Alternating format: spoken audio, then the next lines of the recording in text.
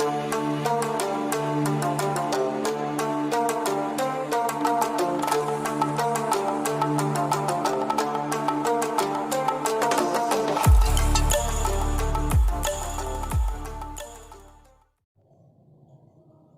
दोस्तों, मैं मन्नू कुमार आप लोगों को अपने YouTube channel Mannu Kumar chemistry classes पे स्वागत करता हूं। उम्मीद है आप लोग स्वस्थ होंगे। आज मैं NCERT सॉलिड स्टेट का डिस्कशन करने आया हूं, इन टेक्स्ट और एक्सरसाइज दोनों का। तो प्लीज अगर आप लोग अभी तक इस चैनल को सब्सक्राइब नहीं किया है तो प्लीज सब्सक्राइब कर दीजिएगा। और वादे के मुताबिक जल्द ही आप लोग का असाइनमेंट आने वाला है, मतलब 2 दिन के अंदर में आ जाएगा। 2 दिन के अंदर आप लोग को असाइनमेंट आ जाएगा। उसको कैसे डाउनलोड करना है, कैसे पढ़ना है, वो सारा आप लोग को बता दिया जाएगा, कैसे काम करना है उसके साथ।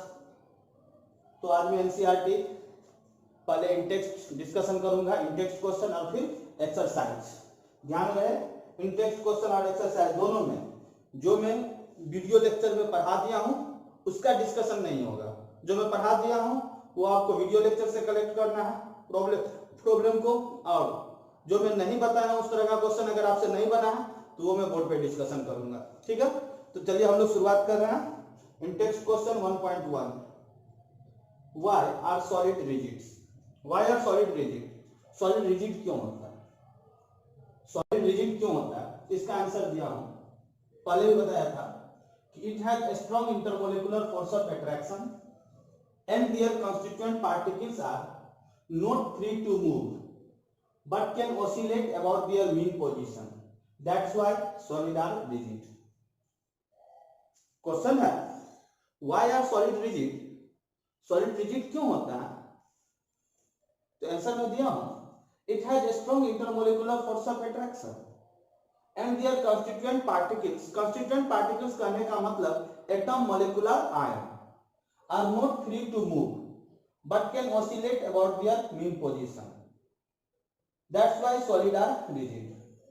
सॉलिड में intermolecular force of attraction strong है, जिसके वजह से उसका कॉन्स्टिट्यूएंट पार्टिकल यानी एटम, मोलिकुलर आयन केवल ओसिलेट करते हैं अपने मीन पोजीशन पे, यानी अपने मीन पोजीशन पे केवल वो घूम सकते हैं, ओसिलेट कर सकते हैं। यही वजह है कि सॉलिड रिजिड है। दूसरा क्वेश्चन है 1.2, why do solid have definite volume. एक से मिलता जुलता है।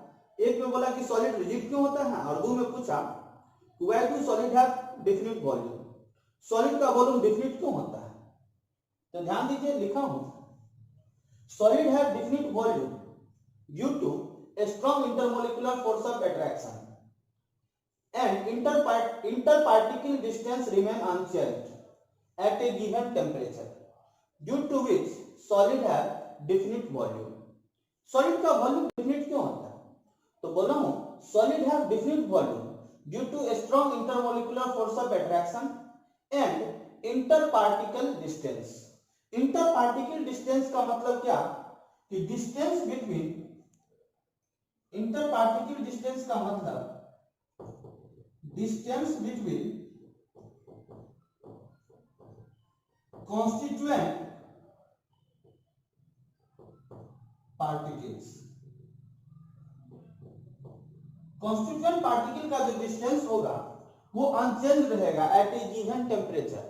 दिया हुआ टेम्परेचर पे ध्यान देना है, इंटरमोलिकुलर फोर्स स्ट्रांग होगा और इंटरपार्टिकल डिस्टेंस जो है वो अनचेंज रहेगा। वो ध्यान रखने वाली बात है कि सॉलिड का वॉल्यूम डेफिनिट होने का वजह क्या है कि एक तो इंटरमोलिकुलर फोर्स ऑफ स्ट्रांग है, intermolecular force of attraction strong है, और दूसरी वजह कि इंटरपार्टिकल डिस्टेंस यानी डिस्टेंस जो है कॉन्स्टिट्यूएंट पार्टिकल के बीच का वो रिमेन अनचेंज रहता है eight A given temperature.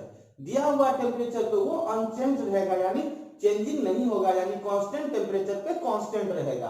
Due to which solid have definite volume. यही वजह है कि सॉलिड का वॉल्यूम डेफिनिट होता है। तो ये 2 क्वेश्चन हुआ। पहला क्वेश्चन सॉलिड रिजिड क्यों होता है और दूसरा क्वेश्चन सॉलिड का वॉल्यूम डेफिनिट क्यों होता है। ये दोनों क्वेश्चन का जवाब आप लोग समझ गए होंगे उम्मीद के अनुसार। तीसरा क्वेश्चन है 1.3, classify the following as amorphous और क्रिस्टलाइन सॉलिड क्लासिफाई करना है कुछ एमोर्फस और क्रिस्टलाइन सॉलिड। एमोर्फस और क्रिस्टलाइन सॉलिड में क्लासिफाई करना है, तो ये क्रिस्टलाइन सॉलिड और ये एमोर्फस सॉलिड लिखा दिया क्या सब है, तो polyurethane, naphthalene, benzoic acid, Teflon, potassium nitrate, cellophane, polyvinyl chloride, fibreglass, copper. ये जो क्वेश्चन है ये मैं आपको डिफरेंस बिटवीन क्रिस्टलाइन और एमोर्फस में बताए थे, क्रिस्टलाइन और एमोर्फस के डिफरेंस में, और वहां पर लिखा था, ध्यान दीजिए कि naphthalene, benzoic acid, potassium nitrate, copper, ये सब एग्जांपल था किसका, क्रिस्टलाइन सॉलिड का। और polyurethane, Teflon, cellophane, PVC, PVC मतलब polyvinyl chloride, fibreglass, E T C are example of amorphous solid. Polyurethane, Teflon, cellophane, PVC means polyvinyl chloride, fibreglass, ये सब example है एमोर्फस सॉलिड का। और naphthalene, benzoic acid, potassium nitrate, copper, ये example है crystalline solid का। Next question 1.4, why glass considered a super cooled liquid. Glass super cooled liquid क्या है, क्यों है? Why glass considered a super cooled liquid, क्यों ग्लास को सुपर कूल्ड लिक्विड माना गया है, क्यों कंसीडर किया गया है?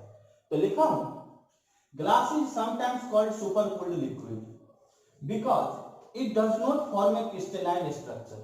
ध्यान दीजिए, glass is sometimes called supercooled liquid because it does not form a crystalline structure।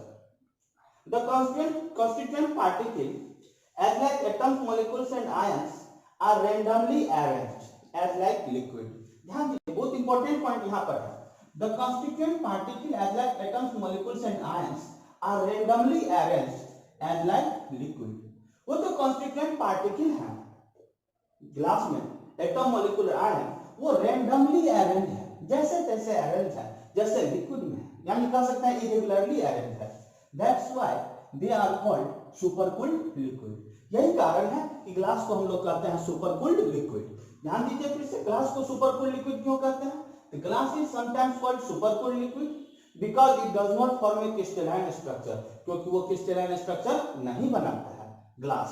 The constituent particle as like atoms, molecules and ions are randomly arranged as like liquid, that's why they are called supercooled liquid। यही वजह है कि उसको supercooled liquid के नाम से जानते हैं। स्क्रीनशॉट ले लीजिए,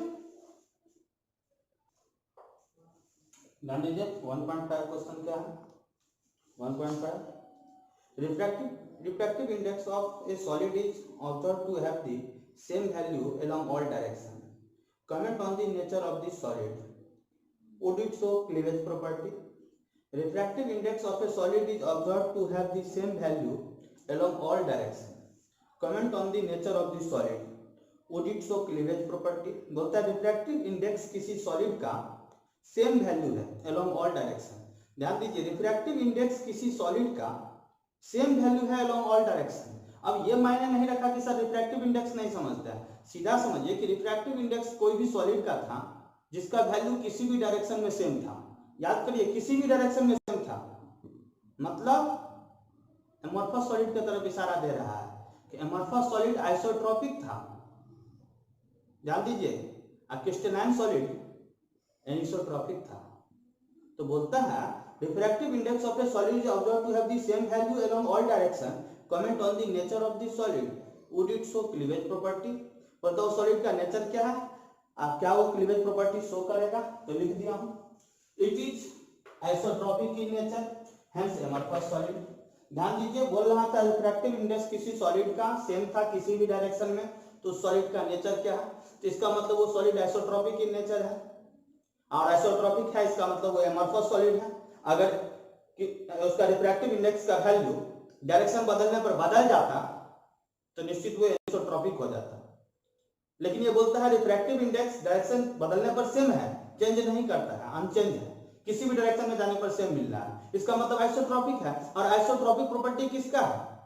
तो हम लोग जानते हैं एमोर्फस का। ये हमने वीडियो लेक्चर में बताया है, आप लोग को याद नहीं आ रहा हो वीडियो लेक्चर देखें, जहाँ पे डिफरेंस बताया है क्रिस्टलाइन और एमोर्फस में।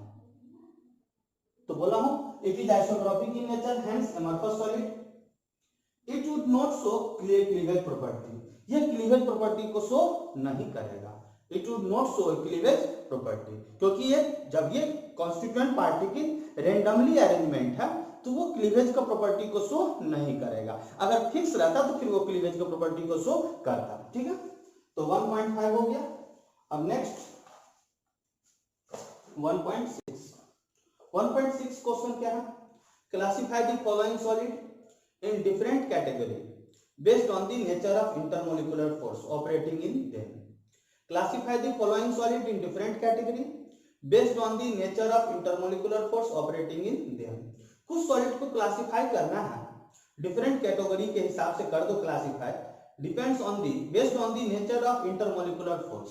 इंटरमोलिकुलर फोर्स के आधार पर उसको क्लासिफाई कर दो। डिफरेंट सॉलिड को नाम रखा हुआ है, potassium sulphate, tin, benzene, urea, ammonia, water, zinc sulphide, graphite, rubidium, argon, silicon carbide, ये सारे लिखा हुआ है कुछ सॉलिड का एग्जांपल। ठीक है, बोलता है इसको क्लासिफाई कर दो इंटरमोलिकुलर फोर्स के आधार पर। बोल रहा है classify the following solid in different category based on the nature of intermolecular force operating in them. बोलता है इंटरमोलिकुलर फोर्स के आधार पर कुछ सॉलिड को क्लासिफाई करो। तो आप याद करिए, हमने क्लासिफिकेशन किया था क्रिस्टलाइन सॉलिड का और बताए थे दो तरीका का क्लासिफिकेशन था। ए में था on the basis of binding force, binding force means intermolecular force, ठीक है, और बी में था ब्रेविस क्लासिफिकेशन। तो इंटरमोलिकुलर फोर्स के आधार पर या बाइंडिंग फोर्स के आधार पर सॉलिड कितने तरह का था? 4 प्रकार के। याद करिए, इंटरमोलिकुलर फोर्स के आधार पर कितने प्रकार के? 4 प्रकार के। कौन सा? तो बताए थे आयनिक, मेटालिक, मोलिकुलर, कोवैलेंट। कोवैलेंट को ही जानते थे नेटवर्क के नाम से। तो यहाँ ध्यान दीजिए, सब सॉलिड का नाम लिख दिया हूं। आईएस मतलब आयनिक सॉलिड, सीएस मतलब covalent solid, MOLS means molecular solid, METAS means metallic solid. संक्षेप में लिखा हूं क्योंकि हमें समझना नहीं है और काम भी जल्दी करना है। तो आईएस हुआ आयनिक सॉलिड, सीएस हुआ कोवैलेंट सॉलिड, MOLS हुआ मोलिकुलर सॉलिड, आप लोग पूरा लिख लीजिएगा नाम लिख के, METAS हुआ मेटालिक सॉलिड। तो आयनिक सॉलिड जिसमें बाइंडिंग फोर्स आयनिक बॉन्ड होगा, यानी जो आयन से मिलकर बनेगा, यानी जिसका कॉन्स्टिट्यूएंट पार्टिकल आयंस होगा। For example K2SO4 ZNS given example के हिसाब से उसमें पोटेशियम सल्फेट और जिंक सल्फाइड जो दिया हुआ था, ये दोनों आयनिक सॉलिड हुआ। ग्रेफाइट और सिलिकॉन कार्बाइड, ये एग्जांपल बता ही थे आपको। वहां पर हमने क्लासिफाई जो किया था इंटरमोलिकुलर फोर्स के आधार पर, जिसमें कोवैलेंट सॉलिड में बताए थे ग्रेफाइट, डायमंड, सिलिकॉन कार्बाइड, ये सब एग्जांपल था किसका? कोवैलेंट सॉलिड का। तो यहाँ ग्रेफाइट और सिलिकॉन कार्बाइड दिया हुआ था इसमें, तो वो कोवैलेंट सॉलिड हुआ, जिसको नेटवर्क सॉलिड के नाम से भी जानते हैं। Molecular solid benzene, urea, ammonia, water, argon, etc। Benzene, urea, ammonia, water, argon, etc, ये सब एग्जांपल है किसका? मोलिकुलर सॉलिड का। और one more metallic solid. Metallic solid कौन? तो रुबिडियम और टीन, जिसमें बाइंडिंग फोर्स मेटालिक बॉन्ड होगा। तो ये रुबिडियम और टीन मेटालिक सॉलिड है। मोलिकुलर सॉलिड में बेंजीन, यूरिया, अमोनिया, वाटर और आर्गन, और क्रिस्टलाइन सॉलिड में ग्रेफाइट, सिलिकॉन कार्बाइड, आयनिक सॉलिड में K2SO4 और ZNS। Another question 1.7 solid A is very hard electrical insulator. ध्यान दीजिएगा, क्वेश्चन बोल रहा है solid A is very hard electrical insulator in solid as well as in molten state and melts at extremely high temperature. What type of solid is it? आप ध्यान दीजिए, बोलता है solid A is very hard electrical insulator in solid as well as in molten state and melts at extremely high temperature. What type of solid is it? बोलता है कोई solid A है भैया, कोई solid A है, interest लेकर सीखो। कोई solid A है वो बहुत हार्ड है और इंसुलेटर भी है। वो सॉलिड और मोल्टन स्टेट दोनों में, यानी सॉलिड स्टेट में भी इंसुलेटर है और मोल्टन स्टेट में भी इंसुलेटर है, और वो मेल्ट करता है एक्सट्रीमली हाई टेम्परेचर पे। बोलता है उस सॉलिड का नेचर क्या है? तो मात्र एक ही सॉलिड है ऐसा। कौन? Covalent solid. कोवैलेंट सॉलिड जिसका मेल्टिंग पॉइंट हाई होता है और वो इलेक्ट्रिसिटी का बैड कंडक्टर होता है, चाहे वो सॉलिड स्टेट हो चाहे वो मोल्टन स्टेट हो, उससे कोई फर्क नहीं है, इलेक्ट्रिसिटी का बैड कंडक्टर है, एक्सेप्ट ग्रेफाइट। ग्रेफाइट को छोड़ के, यानी ग्रेफाइट को छोड़ के जो भी कोवैलेंट सॉलिड था वो इलेक्ट्रिसिटी का बैड कंडक्टर था, यानी इंसुलेटर था, चाहे वो सॉलिड स्टेट में चाहे वो मोल्टन स्टेट में, और साथ ही साथ उसका मेल्टिंग पॉइंट हाई था। इसका करेक्ट आंसर हो जाएगा कोवैलेंट सॉलिड, यानी कोवैलेंट सॉलिड होगा, कोवैलेंट सॉलिड। 1.7 1.8 क्या है? बोलता है सीधी बात है, पता है वो क्वेश्चन है, कोई बहुत बड़ा क्वेश्चन नहीं है, सीधी बात है, बहुत आसान क्वेश्चन है, सीखने का प्रयास करो, समझो, एकदम थ्योरी से भैया काम करो, थ्योरी से रिलेट करो बार बार। ठीक है, इसीलिए दिए थे मौका 3-4 दिन पढ़ने के लिए कि एनसीईआरटी पूरा पढ़ लीजिए, तो क्वेश्चन बना लीजिए। आप लोग काम किए होंगे तो बहुत अच्छा, एनसीईआरटी रीडिंग दीजिएगा तो सारा बन जाएगा। बहुत अच्छा पॉइंट समझा के लिखा हुआ है, देखिए यहाँ पे तो खुद ही बताया हुआ है क्लासिफिकेशन में। यहाँ देखते, यहाँ से देख के आंसर मार देते हैं फटाफट भी। 1.8 में क्या बोल रहा है, ionic solid conduct electricity in molten state but not in solid state, explain. बोलता है भैया आयनिक सॉलिड इलेक्ट्रिसिटी को कंडक्ट करता है, मोल्टन स्टेट में क्यों, सॉलिड स्टेट में क्यों नहीं करता? ये पूछ रहा है कि आयनिक सॉलिड इलेक्ट्रिसिटी को कंडक्ट करता है, मोल्टन स्टेट में, सॉलिड स्टेट में क्यों नहीं करता? बताइए, ये सीधी बात है भैया। मोल्टन स्टेट में इसलिए करेगा क्योंकि उसका आयन फ्री है, और आयन फ्री है तो वो इजीली इलेक्ट्रिसिटी को कंडक्ट करेगा। जबकि सॉलिड स्टेट में आ जाएगा तो उसका कॉन्स्टिट्यूएंट पार्टिकल का पोजीशन तो फिक्स हो जाएगा, वो ऑसिलेट नहीं कर पाएगा। तो क्या वो इलेक्ट्रिसिटी को कंडक्ट कर सकता है? आप खुद से सोचो तो आपका आंसर मिलेगा। नहीं, यहाँ लिख दिया हूं, ionic solid conduct electricity in molten state because the ions are free to move, because their ions are free to move, while in the solid state the ions are not free to move due to closely packed arrangement which does not allow the ions to move। क्योंकि जब वो solid state में आएगा तो लिख दिया while in the solid state ions are not free to move due to closely packed arrangement which does not allow the ions to move। तो आयनिक solid electricity को मोल्टन स्टेट में कंडक्ट करता है और सॉलिड स्टेट में क्यों नहीं करता है? तो सीधी बात है, मोल्टन स्टेट में उसका आयन फ्री होता है तो इलेक्ट्रिसिटी को इजीली कंडक्ट कर देता है, इलेक्ट्रॉन फ्री हो जाता है, वो इलेक्ट्रिसिटी को कंडक्ट कर देता है। जबकि सॉलिड स्टेट में वो क्लोजली पैक्ड हो जाता है, इसीलिए वो मूव नहीं कर पाता है और वो इलेक्ट्रिसिटी को कंडक्ट नहीं करता है। ठीक है, तो 1.8 हो गया। 1.9 दिन में ध्यान देगा, बहुत अच्छा क्वेश्चन सब है, सीखिए पूरा, बिना वीडियो को स्किप किए हुए देखिएगा पूरा। जब डिस्कशन देखिएगा तो फिर आपका एनसीईआरटी क्लियर हो जाएगा। लेकिन रीडिंग देने के लिए समय दिए थे, एनसीईआरटी बनाने के लिए समय दिए थे, तो प्लीज वीडियो को पूरा देखिए और एनसीईआरटी भी पूरा बनाइए। ठीक है, 1.9 क्वेश्चन क्या, ध्यान दीजिए। What type of solid are electrical conductor, malleable and ductile. बोलता है कौन सॉलिड इलेक्ट्रिकल कंडक्टर है, मिलिएबल है और डक्टाइल है। मिलिएबल मतलब एलॉय फॉर्म बनाएगा और थोड़ा लचीला हो, डक्टाइल हो यानी थोड़ा इलास्टिक प्रॉपर्टी हो, वो कौन सॉलिड है? मेटालिक। ध्यान दीजिए, मेटालिक सॉलिड इलेक्ट्रिसिटी का गुड कंडक्टर है। What type of solid are electrical conductor, malleable and ductile. Answer होगा मेटालिक सॉलिड, इलेक्ट्रिकल कंडक्टर होगा, मिलिएबल होगा और डक्टाइल होगा। नेक्स्ट 1.9 हो गया। चलिए 1.10 भैया बहुत अच्छी किताब है एनसीईआरटी, पूरा पढ़ना चाहिए। कोई बोले 200 किताब पढ़ने, मत पढ़ना, एक किताब रखो, नोट रखो सर का और उसको कंटिन्यू पढ़ो, सीट बनाओ, क्वेश्चन बनाओ, तो उसी से फायदा होगा। 20 किताब लोगे, 2 दिन ये किताब पढ़ोगे, 2 दिन वो पढ़ोगे, 2 दिन वो पढ़ोगे और नॉलेज किसी का नहीं आएगा, कंफ्यूज हो जाओगे। इसीलिए एक किताब को 5 बार पढ़ो, मजा में पढ़ो। Next question, give the significance of lattice point. Significance बोलता है लेटिस पॉइंट का क्या है, बताइए लेटिस पॉइंट क्या है। तो बोल रहा हूं the arrangement of constituent particles in crystalline solid are called lattice point और लेटिस साइट। ध्यान दीजिए, सीधी बात बताऊं, the arrangement of constituent particle in crystalline solid are called lattice point और लेटिस साइट। भैया अरेंजमेंट है कॉन्स्टिट्यूएंट पार्टिकल का यानी एटम मॉलिक्यूल आयन का, बोलता है कहां पे? क्रिस्टलाइन सॉलिड में। The arrangement of constituent particle in crystalline solid are called lattice point और लेटिस साइट। याद रखना, इसको रिप्रेजेंट करते हैं पॉइंट से, रिप्रेजेंटेड बाय पॉइंट। देखिए ये पॉइंट दे रहा हूं, ये एकदम गौर से देख लीजिएगा, ये पॉइंट दे रहा हूं, ये है क्या? पॉइंट। इसको पॉइंट से दिखाते हैं, किससे दिखाते हैं? पॉइंट से, POINT, पॉइंट से दिखाते हैं। तो कोई पूछेगा लेटिस पॉइंट क्या है? The arrangement of constituent particle in crystalline solid are called lattice point और लेटिस साइट। एक बार स्क्रीनशॉट ले लीजिए। Next, name the parameter that characterize a unit cell. बोलता वो पैरामीटर बताइए जो यूनिट सेल को कैरेक्टराइज करे, मतलब यूनिट सेल को जो समझा दे, वो पैरामीटर क्या है। ठीक है, तो बताना, a unit cell is characterised by 6 parameter. कोई यूनिट सेल को कैरेक्टराइज कर सकते हैं 6 पैरामीटर से। बताया है पहले वीडियो में कि ABC and alpha beta gamma. कोई यूनिट सेल को कैरेक्टराइज करेंगे 6 पैरामीटर से, ABC और अल्फा बीटा गामा से। ठीक है, जहां समझा देंगे in which ABC are edge length of cube. ABC edge length है क्यूब का and alpha beta and gamma are angles in cube. ABC edge length है और अल्फा बीटा गामा एंगल्स है क्यूब में।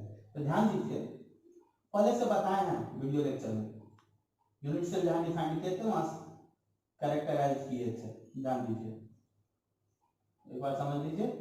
यही ABC एज लेंथ था, पहले ये समझ लीजिए, जो पॉइंट दे रहा हूं यही होता है लेटिस पॉइंट, ठीक है। लेटिस पॉइंट जब डिफाइन किए थे, arrangement of constituent particle in crystalline solid are called lattice point. ये जो डॉट दिया यही लेटिस पॉइंट है, जहां जहां दिखाएं वो लेटिस पॉइंट हो, ठीक है। तो एक यूनिट सेल को कैरेक्टराइज करेंगे 6 पैरामीटर से, ABC और अल्फा बीटा गामा से, ABC और अल्फा बीटा गामा से, जहां पे ABC क्या है, एज लेंथ। तो देख लीजिए ABC edge length A B C, ठीक है। और अल्फा बीटा गामा एंगल्स, ध्यान दीजिए, अल्फा बीटा गामा, ये एंगल हुआ अल्फा बीटा गामा और ABC एज लेंथ हुआ। ये कैरेक्टराइज हुआ एक यूनिट सेल के सेल पैरामीटर का, ठीक है। Name the parameter that characterize the unit cell. तो 6 पैरामीटर किसी भी यूनिट सेल को कैरेक्टराइज करने के लिए चाहिए, जहां पे ABC एज लेंथ है और अल्फा बीटा गामा एंगल है, crystallographic angle. Another question, distinguish between hexagonal and monoclinic unit cell। Distinguish करना है कि हेक्सागोनल और मोनोक्लिनिक यूनिट सेल को आप कैसे अंतर कर सकते हो दोनों में, कि कैसे अंतर बता सकते हो हेक्सागोनल और मोनोक्लिनिक में। याद करिए, सब डिस्कशन किया दोस्त, खुद से बनाओगे समझ में आ जाएगा फटाफट। याद करो, अगर दोनों को डिस्टिंग्विश करना है तो दोनों को सेल पैरामीटर को लिख दो, दोनों खुद से खुद डिस्टिंग्विश हो जाएगा। हेक्सागोनल का सेल पैरामीटर क्या था, याद करो, हेक्सागोनल का A बराबर B not equal to C, लिख दिया हूं, A बराबर B not equal to C, ठीक है। ये एज लेंथ था और एंगल क्या था, अल्फा बराबर बीटा बराबर 90 डिग्री, गामा बराबर 120 डिग्री। ये हेक्सागोनल का हुआ।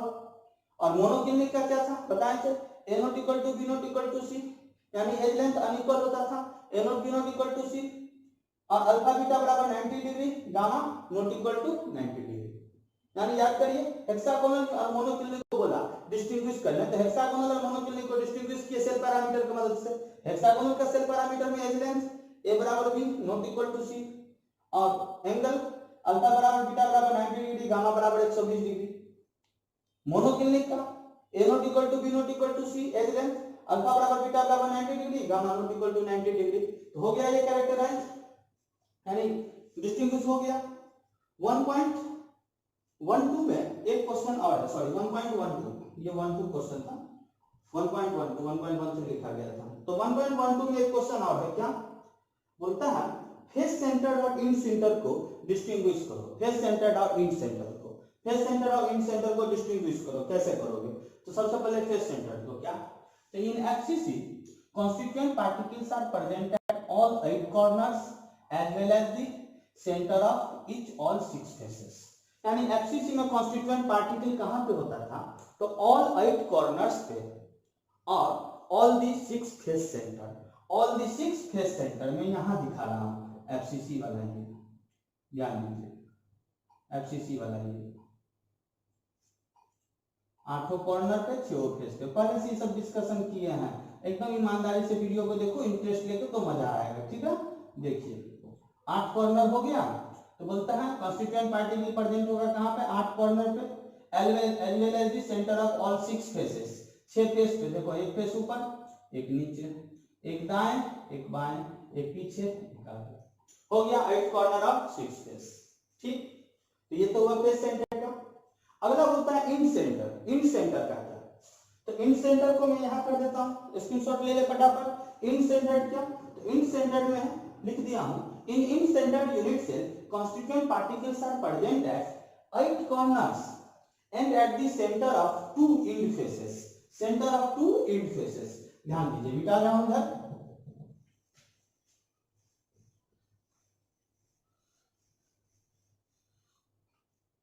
ध्यान दीजिए, इंड सेंटर को दिखा रहा हूं,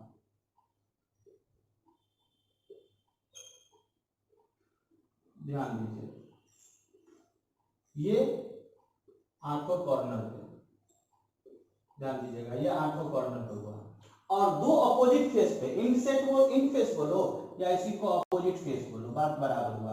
दो अपोजिट फेस पे दे दो, ठीक है, तो वही हो गया इन सेंटर्ड यूनिट से। तो अभी तो 8 कॉर्नर पे दिए, दो अपोजिट फेस कोई भी ले सकता है। मान लो एक फेस ऊपर लिया एक नीचे, तो भी कोई दिक्कत नहीं है।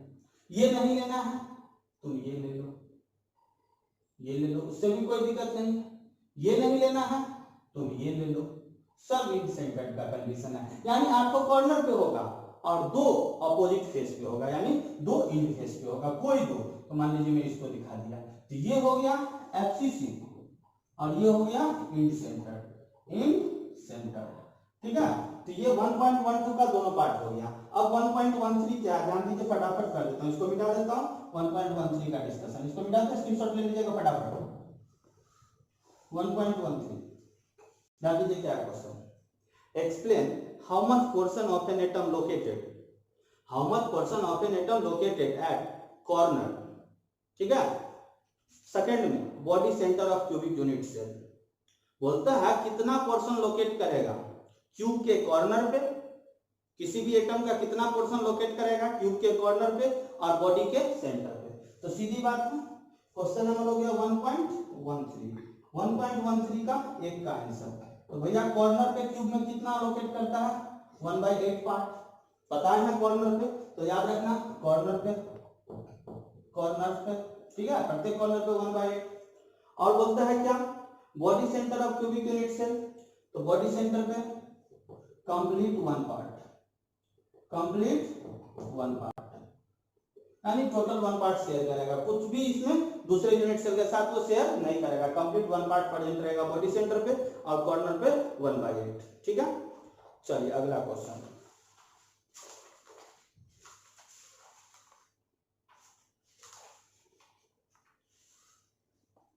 अगला क्वेश्चन क्या, ध्यान दो, उधर मिटा रहा हूं।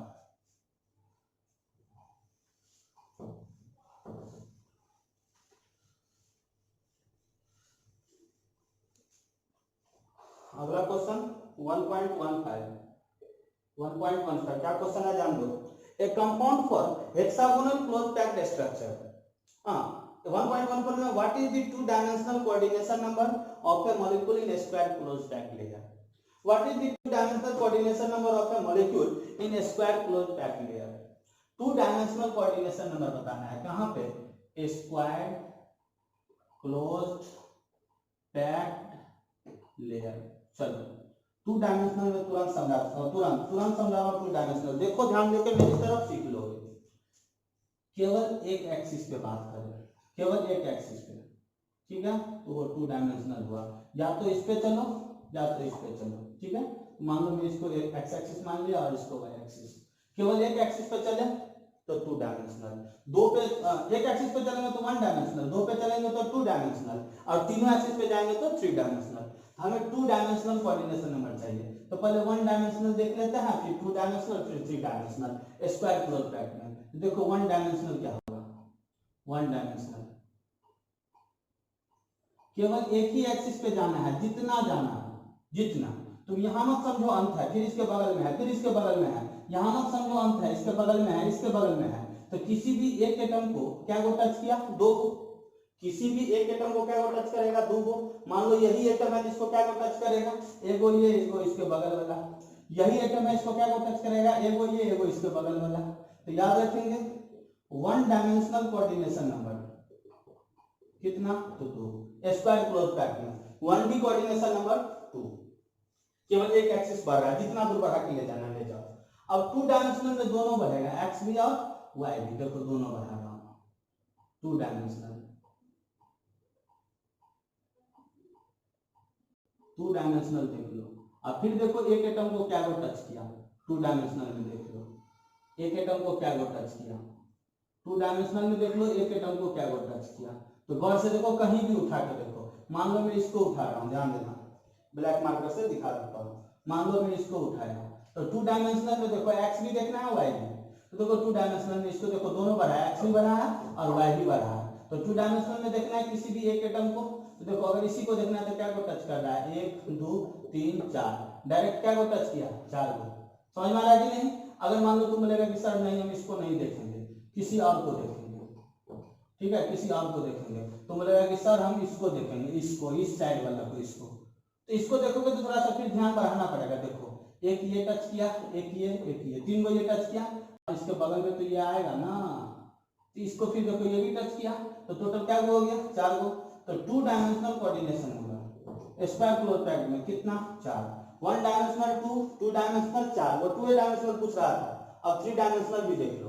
तो अब देखो 3 डायमेंशनल भी देखना है, तो अगर 3 डायमेंशनल देखना है तो ये 2 डायमेंशनल हुआ, और 3 डायमेंशनल में होगा क्या, तो एगो जेड एक्सिस आएगा। तो बस ऐसे समझो कि ये हुआ 1 डायमेंशनल, ये हुआ 1 डायमेंशनल, ये दोनों आ गया, ये हो गया 2 डायमेंशनल।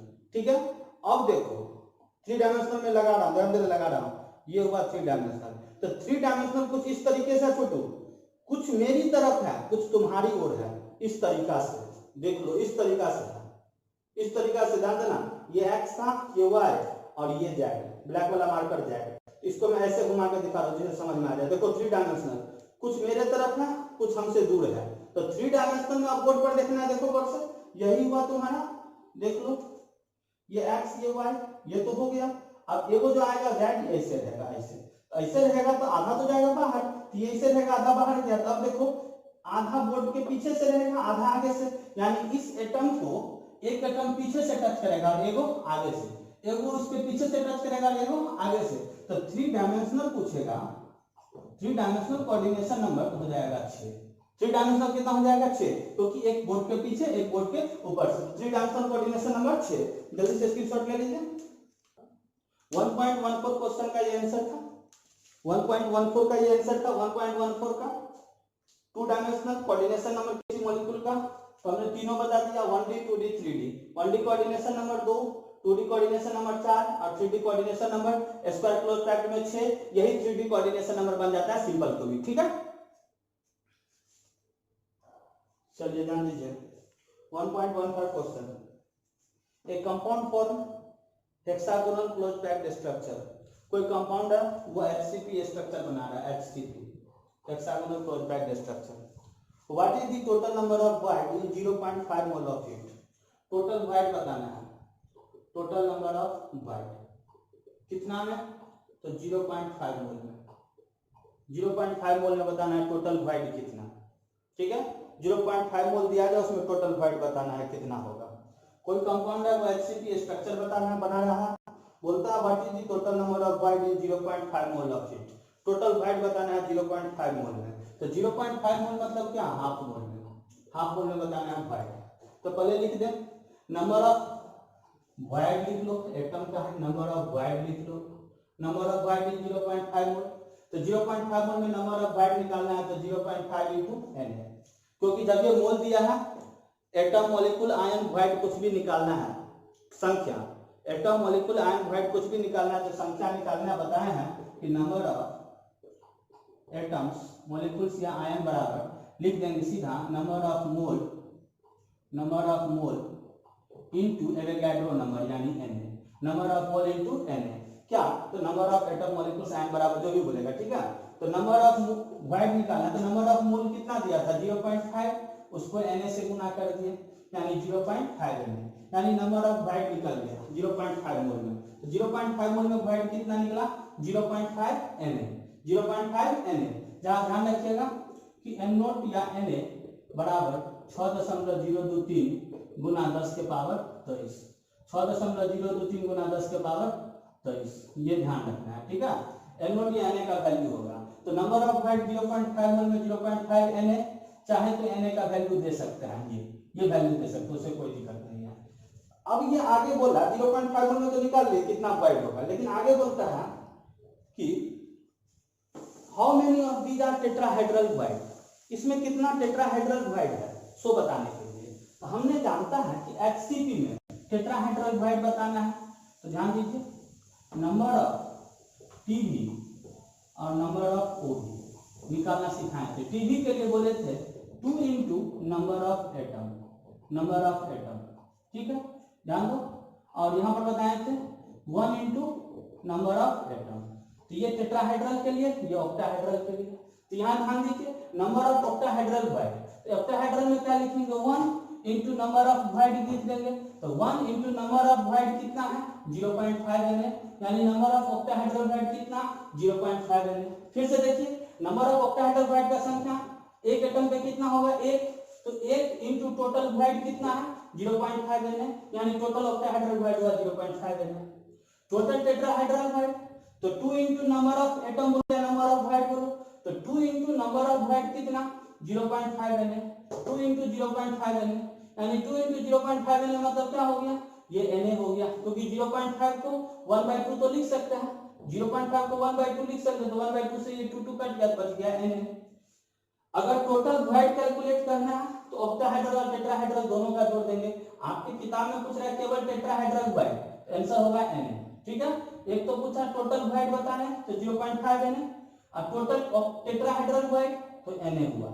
अगर टोटल टेट्राहेड्रल और ऑक्टाहेड्रल वॉइड दोनों का संख्या बोलेगा तो टोटल ऑक्टाहेड्रल और टेट्राहेड्रल वॉइड का संख्या निकाल देंगे दोनों को जोड़ के, 0.5 Na प्लस Na, तो 0.5 Na का वैल्यू ये दे दोगे, तो ये दे दोगे तो ये वैल्यू आ जाएगा ये, क्योंकि 0.5 इंटू Na का value 6.023 into 10 to the power 23, ये सॉल्व करोगे ना तो ये आ जाएगा, ठीक है। इस दोनों को गुना करके और Na का वैल्यू ये हुआ, दोनों को जोड़ दिए, दोनों को जोड़ दिए इंटू 10 टू द पावर 23, यानी टोटल नंबर अगर वॉइड पूछेगा तो यहाँ जो वॉइड कैलकुलेट हुआ वो OV एंड PV, यानी ऑक्टाहेड्रल और टेट्राहेड्रल दोनों का संख्या कैलकुलेट हुआ। यहाँ पर ऑक्टाहेड्रल और टेट्राहेड्रल दोनों का संख्या, यहाँ केवल टेट्राहेड्रल का संख्या, यहाँ केवल ऑक्टाहेड्रल का संख्या, कितना में 0.5 मोल में, कितना में 0.5 मोल में, ठीक है। तो अपने को हमको पूछ रहा था टेट्राहेड्रल वॉइड, आंसर Na होगा, और टोटल वॉइड पूछा था उसका आंसर 0.5 Na हो जाएगा। चलिए नेक्स्ट क्वेश्चन, नेक्स्ट क्वेश्चन इसमें दिया है 1.16, इंटेक्स्ट में चल रहा है सारा, इंटेक्स्ट देख लीजिएगा, एनसीईआरटी इंटेक्स्ट क्वेश्चन 1.16, ये क्या है जान लीजिए।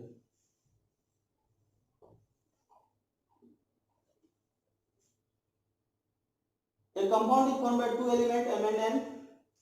The element N forms CCP. 1.16 में a compound is formed by two element M and N. कोई कंपाउंड है जो दो एलिमेंट M और N से बना है। The element N forms CCP. N क्या बना रहा है? The element N forms CCP. N CCP बना रहा है, CCP दूसरा नाम है FCC का, ठीक है। And M occupy 1/3 of tetrahedral wide. M किसमें है? टेट्राहेड्रल वॉइड में, ठीक है, टेट्राहेड्रल में, ठीक। बोलता है what is the formula of the compound, तो फार्मूला निकालना सीधा एटम निकाल लेंगे, total number of N atom, तो N एटम ध्यान दो कितना, तो N किसमें है? CCP में, और CCP में एटम का संख्या कितना 4, CCP में एटम का संख्या 4, यानी FCC में एटम का वैल्यू, Z का वैल्यू, नंबर ऑफ एटम बताया था 4, तो टोटल एटम 4 हो गया, यानी N का संख्या 4 हो गया। Total number of M atom, M किसमें है? टेट्राहेड्रल में, तो टेट्राहेड्रल वॉइड का संख्या कितना होगा तो बताएं, तो 2 इंटू नंबर ऑफ एटम, तो 2 इंटू नंबर ऑफ एटम कितना 4, यानी 2 इंटू 4 कितना हो गया 8, यानी total number of M atom 8 हो जाएगा, ठीक है। लेकिन टेट्राहेड्रल वॉइड जो है वो कितना है 1/3, 1/3 कितना का 8 का, तो 8 इंटू 1/3 यानी 8/3। तो बोलता है फार्मूला बताना, फार्मूला बता देंगे, फार्मूला हो जाएगा M का 8/3 और N का 4। इसको ध्यान दो, कोई एटम डिवाइड तो हो नहीं सकता है, तो इसको सिंपलेस्ट रेशियो में चेंज करने के लिए इसको 3 से गुना, इसको 3 से गुना, ये 3 कट गया, M8 N12।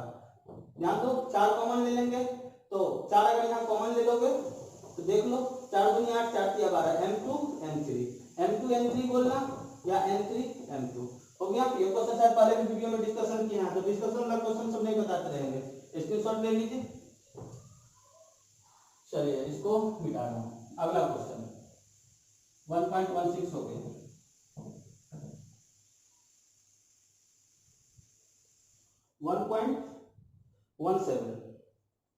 1.17 क्या क्वेश्चन ध्यान दो, which of the following lattice has the highest packing efficiency, किस लेटिस का हाईएस्ट पैकिंग एफिशिएंसी होगा, पैकिंग एफिशिएंसी। तो हम सिंपल क्यूबिक का बॉडी सेंटर्ड है, हेक्सागोनल है, तो फर्स्ट का पैकिंग एफिशिएंसी होता है, सिंपल क्यूबिक में पैकिंग फ्रैक्शन होता है 0.52 या 52%, ठीक है। सेकंड में बॉडी सेंटर्ड में 0.68 या 68%, ठीक। और एफसीसी में 0.74 या 74%। ठीक, यहाँ लिख देता हूं detail discuss in video lecture. ज्यादा अगर प्रॉब्लम हो समझने में तो वीडियो लेक्चर देख लीजिएगा, वहां पे डिस्कस है। ठीक, detail discuss in video lecture, वहां से अपना देख लीजिएगा। और सबसे ज्यादा पैकिंग फ्रैक्शन होगा एफसीपी का, यहाँ लिख देता हूँ हाईएस्ट पैकिंग एफिशिएंसी। इस तीनों में हाईएस्ट है, highest packing efficiency, highest packing efficiency लिख लेना खुद से। डिटेल डिस्कस है कहाँ पे, वीडियो लेक्चर में, अपना वीडियो लेक्चर देख लीजिएगा, वहां से देख अपना सॉल्व कर लीजिएगा। हाईएस्ट पैकिंग एफिशिएंसी इस तीनों में। 1.18 क्वेश्चन क्या है, an element with molar mass 2.7 into 10 to the power minus 2 kg mole inverse. कोई एलिमेंट है उसका मोलर मास दिया है m, 2.7 into 10 to the power minus 2 kg बटे मोल, वही मोल इनवर्स का ऊपर जाएगा। तो ठीक, form a cubic unit cell edge length 405 pm। कोई क्यूबिक यूनिट सेल बनाता है जिसका एज लेंथ 405 pm है। इफ डेंसिटी कितना दिया है, तो 2.7 into 10 to the power 3 kg बटे मीटर क्यूब। ठीक, what is the nature of the unit cell, nature पूछता है उसका क्या होगा, यानी जेड पूछ रहा है। नेचर बताना है यानी जेड बताना है, उसका जेड हमें बताना है। ध्यान दो, कोई एलिमेंट है वो क्यूबिक टाइप स्ट्रक्चर बता रहा है, क्यूबिक टाइप, इसका स्क्रीनशॉट ले लेना फटाफट। चलो, कोई एलिमेंट है वो क्यूबिक टाइप स्ट्रक्चर बना रहा है, चलिए फटाफट सोच लेते हैं। क्यूबिक टाइप स्ट्रक्चर बना, ये कोई एलिमेंट है उसका ये क्यूबिक टाइप स्ट्रक्चर है, फटाफट काम करना है। इंटरेस्ट से देखो वीडियो को, पूरा थ्योरी क्लियर करके पढ़ो, एनसीईआरटी पढ़ो, अच्छा से समझ में आ जाएगा। कोई एलिमेंट है उसका ये क्यूबिक टाइप स्ट्रक्चर है जिसका एज लेंथ दिया था, ये एज लेंथ कितना दिया था 405 pm।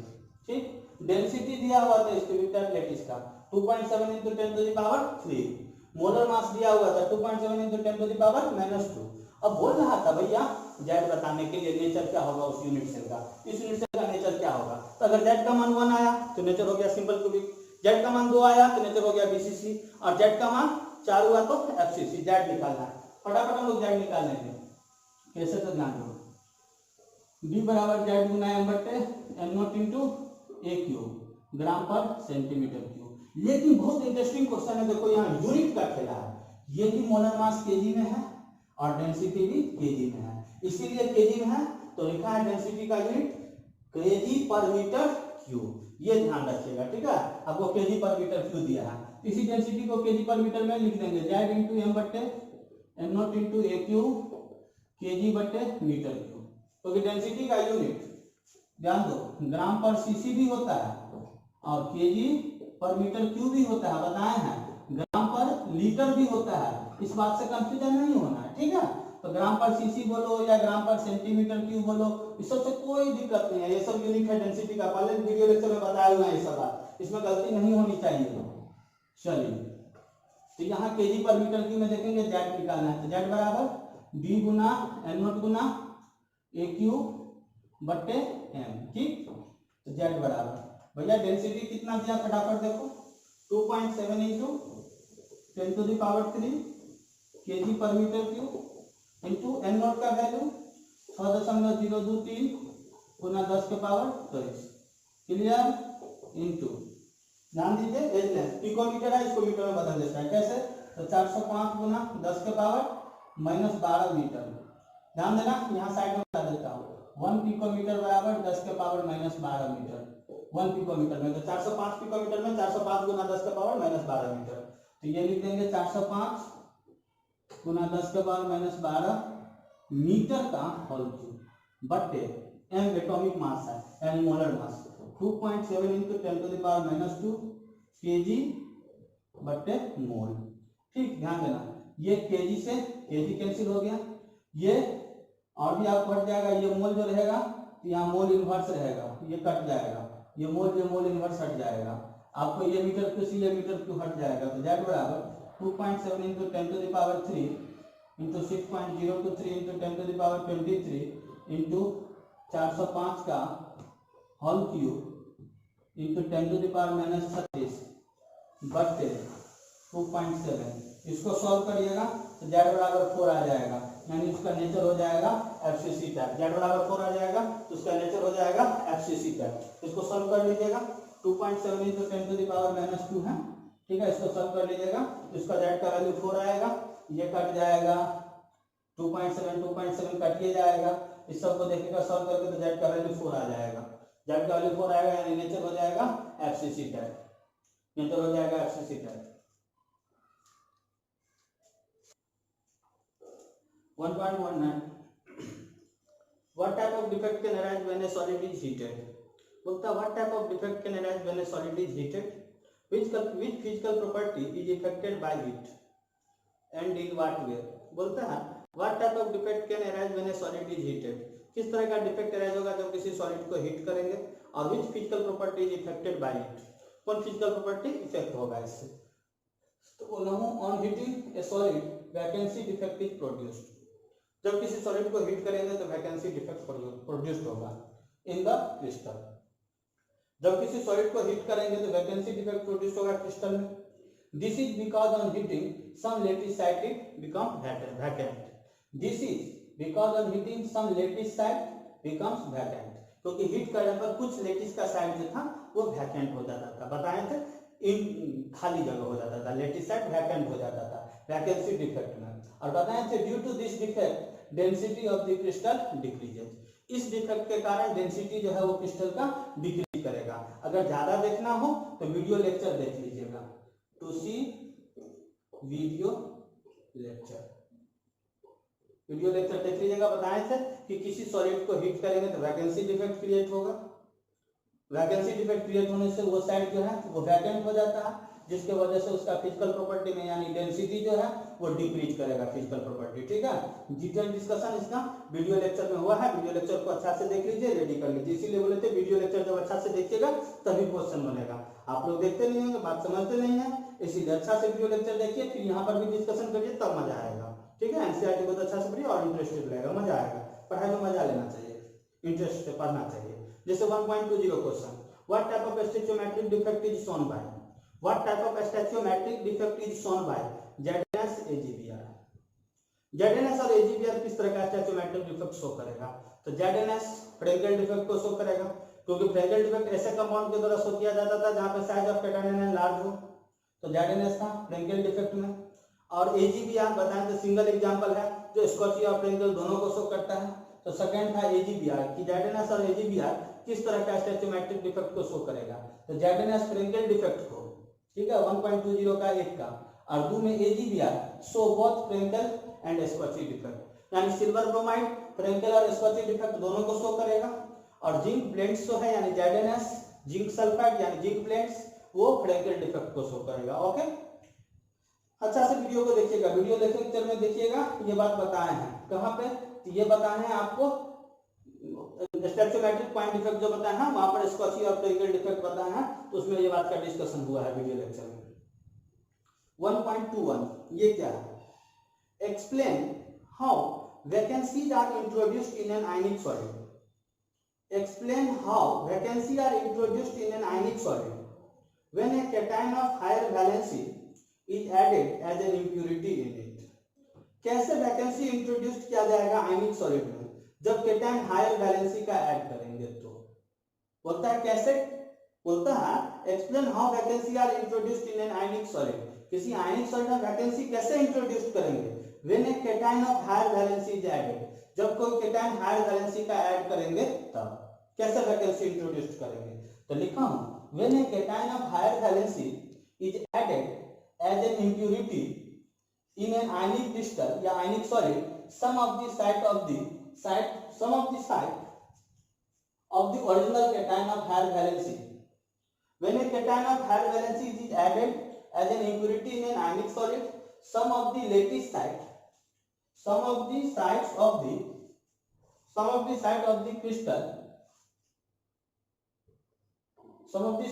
crystal of the original cation of higher valency is replaced. ध्यान दीजिए, ये बात मैं बताया हूं कहां पे? ये बताया हूं आपका इम्प्योरिटी डिफेक्ट में।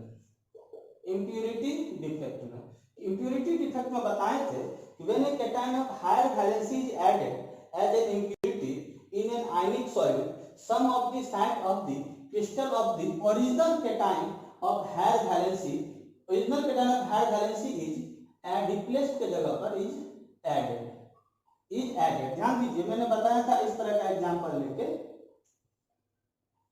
इस तरह के एग्जांपल को याद करिएगा इम्प्यूरिटी डिफेक्ट में, ठीक है। इस तरह के एग्जांपल लेके बताए थे, वीडियो को देखिएगा अच्छा से तो वहां आपको क्लियरली दिख जाएगा, ठीक है। मैं जल्दी में बता रहा हूँ कि Fe2 प्लस ये O2 माइनस, ये Fe2 प्लस ये O2 माइनस, ये Fe2 प्लस ये O2 माइनस, ये Fe2 प्लस ये O2 माइनस, ये Fe2 प्लस ये O2 माइनस, ये Fe2 प्लस ये O2 माइनस, ये Fe2 प्लस ये O2 माइनस, ये Fe2 प्लस ये O2 माइनस। अब बताए थे कि यहाँ पर Fe और O का रेशियो जो है वो फिक्स है, 1:1 का है फिलहाल, ठीक है, 1:1 का रेशियो है। अब इसमें हायर वैलेंसी के केटाइन को मैंने डाल दिया था, हायर वैलेंसी को केटाइन को मैंने इसमें इंट्रोड्यूस करा दिया था, कुछ केटाइन हटाया था, मान लो ये केटाइन हटाया, ये केटाइन हटाया, तो ये डाल दिया Fe3 प्लस, ठीक है, और ये साइड वैकेंट हो गया। तो मैंने बताया था इस तरह का डिफेक्ट जो होता था वो केटाइन वैकेंसी प्रोड्यूस होने के कारण होता था इम्प्यूरिटी डिफेक्ट में। तो पहले का रेशियो था, तो पहले के रेशियो में देखिए आयरन क्या होता, पहले 1 2 3 4, ध्यान दीजिएगा 5 6 7 8, पहले का रेशियो था 1:1 में 8 आयरन और 8 ऑक्सीजन, ठीक है। अब मैंने क्या किया, रेशियो को बदला कैसे, तो ये फेरस जो था Fe2 प्लस उसको हटा के मैं डाल दिया फेरिक, और फेरिक में डाला हूं कितना, तो मान लो 2 फेरिक डाल दिया, 2 फेरिक डाल दिया, 2 फेरिक डाल दिया यहाँ पे, तो 2 फेरिक डाला तो अब देखो Fe3 प्लस आ गया, Fe2 प्लस आ गया, Fe2 प्लस 2 को डाला, ठीक है, और Fe2 प्लस 2 को डाला, अब Fe3 प्लस 2 को डाला, Fe2 प्लस कितना बचा, 5 गो बचा। आप बोलिएगा कैसे सर, तो पहले से 8 गो था, 8 गो में 2 को हटा दिया, 2 गो Fe3 प्लस को डाला, चार्ज को बैलेंस करना था, तो चार्ज यहाँ पर टोटल था कितना, तो 8 Fe पर था, चार्ज प्लस 16, और यहाँ था 8 ऊपर माइनस 16। तो अब देखो 2 गो Fe डाल दिए 3 वाला, तो 2 गो Fe3 वाला, तो टोटल चार्ज कितना हो गया 6, तो 5 गो Fe2 प्लस बचेगा, प्लस 2 वाला 5 गो बचेगा, तो ये 5 दूनी 10, तो 10 से 16 हो गया, यानी नया रेशियो जो बनेगा वो Fe का कितना रहेगा 7, O का कितना 8, यानी न्यू इंट्रोड्यूस करवा दिए, यानी अब आयरन जो है वो 7 गो है, ऑक्सीजन 8 गो है। तो डिटेल इसका डिस्कशन कर दिया हूं वीडियो लेक्चर में इम्प्यूरिटी डिफेक्ट में, वहां से क्लियर कर दिया, ठीक, स्क्रीनशॉट ले लीजिएगा अपना। नेक्स्ट अगला क्वेश्चन क्या है, 1 पॉइंट ये कितना था 21। नेक्स्ट 1.22, इसको हटा रहा हूं, 1.22 ये क्या है 1.22, तो 1.22 में क्या है, ध्यान से वीडियो देखिएगा मजा आएगा। आयनिक solid which have anionic vacancy due to metal access defect develop color, explain with the help of a suitable example। बोलता है आयनिक सॉलिड कलर को डेवलप करता है, इसको सुटेबल एग्जांपल की मदद से बताइए। ये बात भी आपको बताया गया है कहाँ पे, तो ये इम्प्यूरिटी डिफेक्ट में था बताए हुए, और ये डिटेल दिए हैं वीडियो लेक्चर में, detail discuss in video lecture, किसमें, तो मेटल एक्सेस डिफेक्ट में, मेटल एक्सेस डिफेक्ट, और मेटल एक्सेस डिफेक्ट में कहां पे, तो due to anion vacancy, anion vacancy में, एनाइन वैकेंसी में बताया, क्योंकि वहां बताए थे कि NaCl के क्रिस्टल के ऊपर जब सोडियम का वेपर जाता था तो उसका कलर येलो हो जाता था इलेक्ट्रॉन के ट्रैप होने के कारण, ठीक है। ठीक उसी तरह LaCl का क्रिस्टल बताए थे पिंक हो जाएगा जब लिथियम का वेपर क्रॉस करेगा LaCl के ऊपर से। ठीक उसी तरह बताए थे KCl के क्रिस्टल के ऊपर, अगर KCl के क्रिस्टल के ऊपर अगर पोटेशियम का वेपर जाएगा तो उसका कलर हो जाता था वायलेट। तो ये सब डिस्कशन किया है, detail discussed in video lecture metal excess defect due to anion vacancy, देखिएगा वहां से इस क्वेश्चन का जवाब मिलेगा 1.22 का। और वो डिटेल डिस्कशन इंप्योरिटी डिफेक्ट देखिएगा वीडियो लेक्चर में तो 1.21 का डिस्कशन मिलेगा। 1.23 क्या है जो डिस्कस हो चुका है थ्योरेटिकल क्वेश्चन सब वो वहां से रेडी करिए, वहां से रेडी करना। 1.23 क्या है, तो बोलता है A group 14 element is to be converted into n type by doping. Group 14 को कन्वर्ट करना है किसमें? n type में by doping. It with a suitable impurity. To which group should this impurity belong? किस ग्रुप से वो impurity belong करेगा? तो ग्रुप 14 को कन्वर्ट करना है n type में, यानी प्योर सेमीकंडक्टर को n type में चेंज करना है। तो बोलता है to which group should this impurity belong? किस ग्रुप से impurity belong करेगा?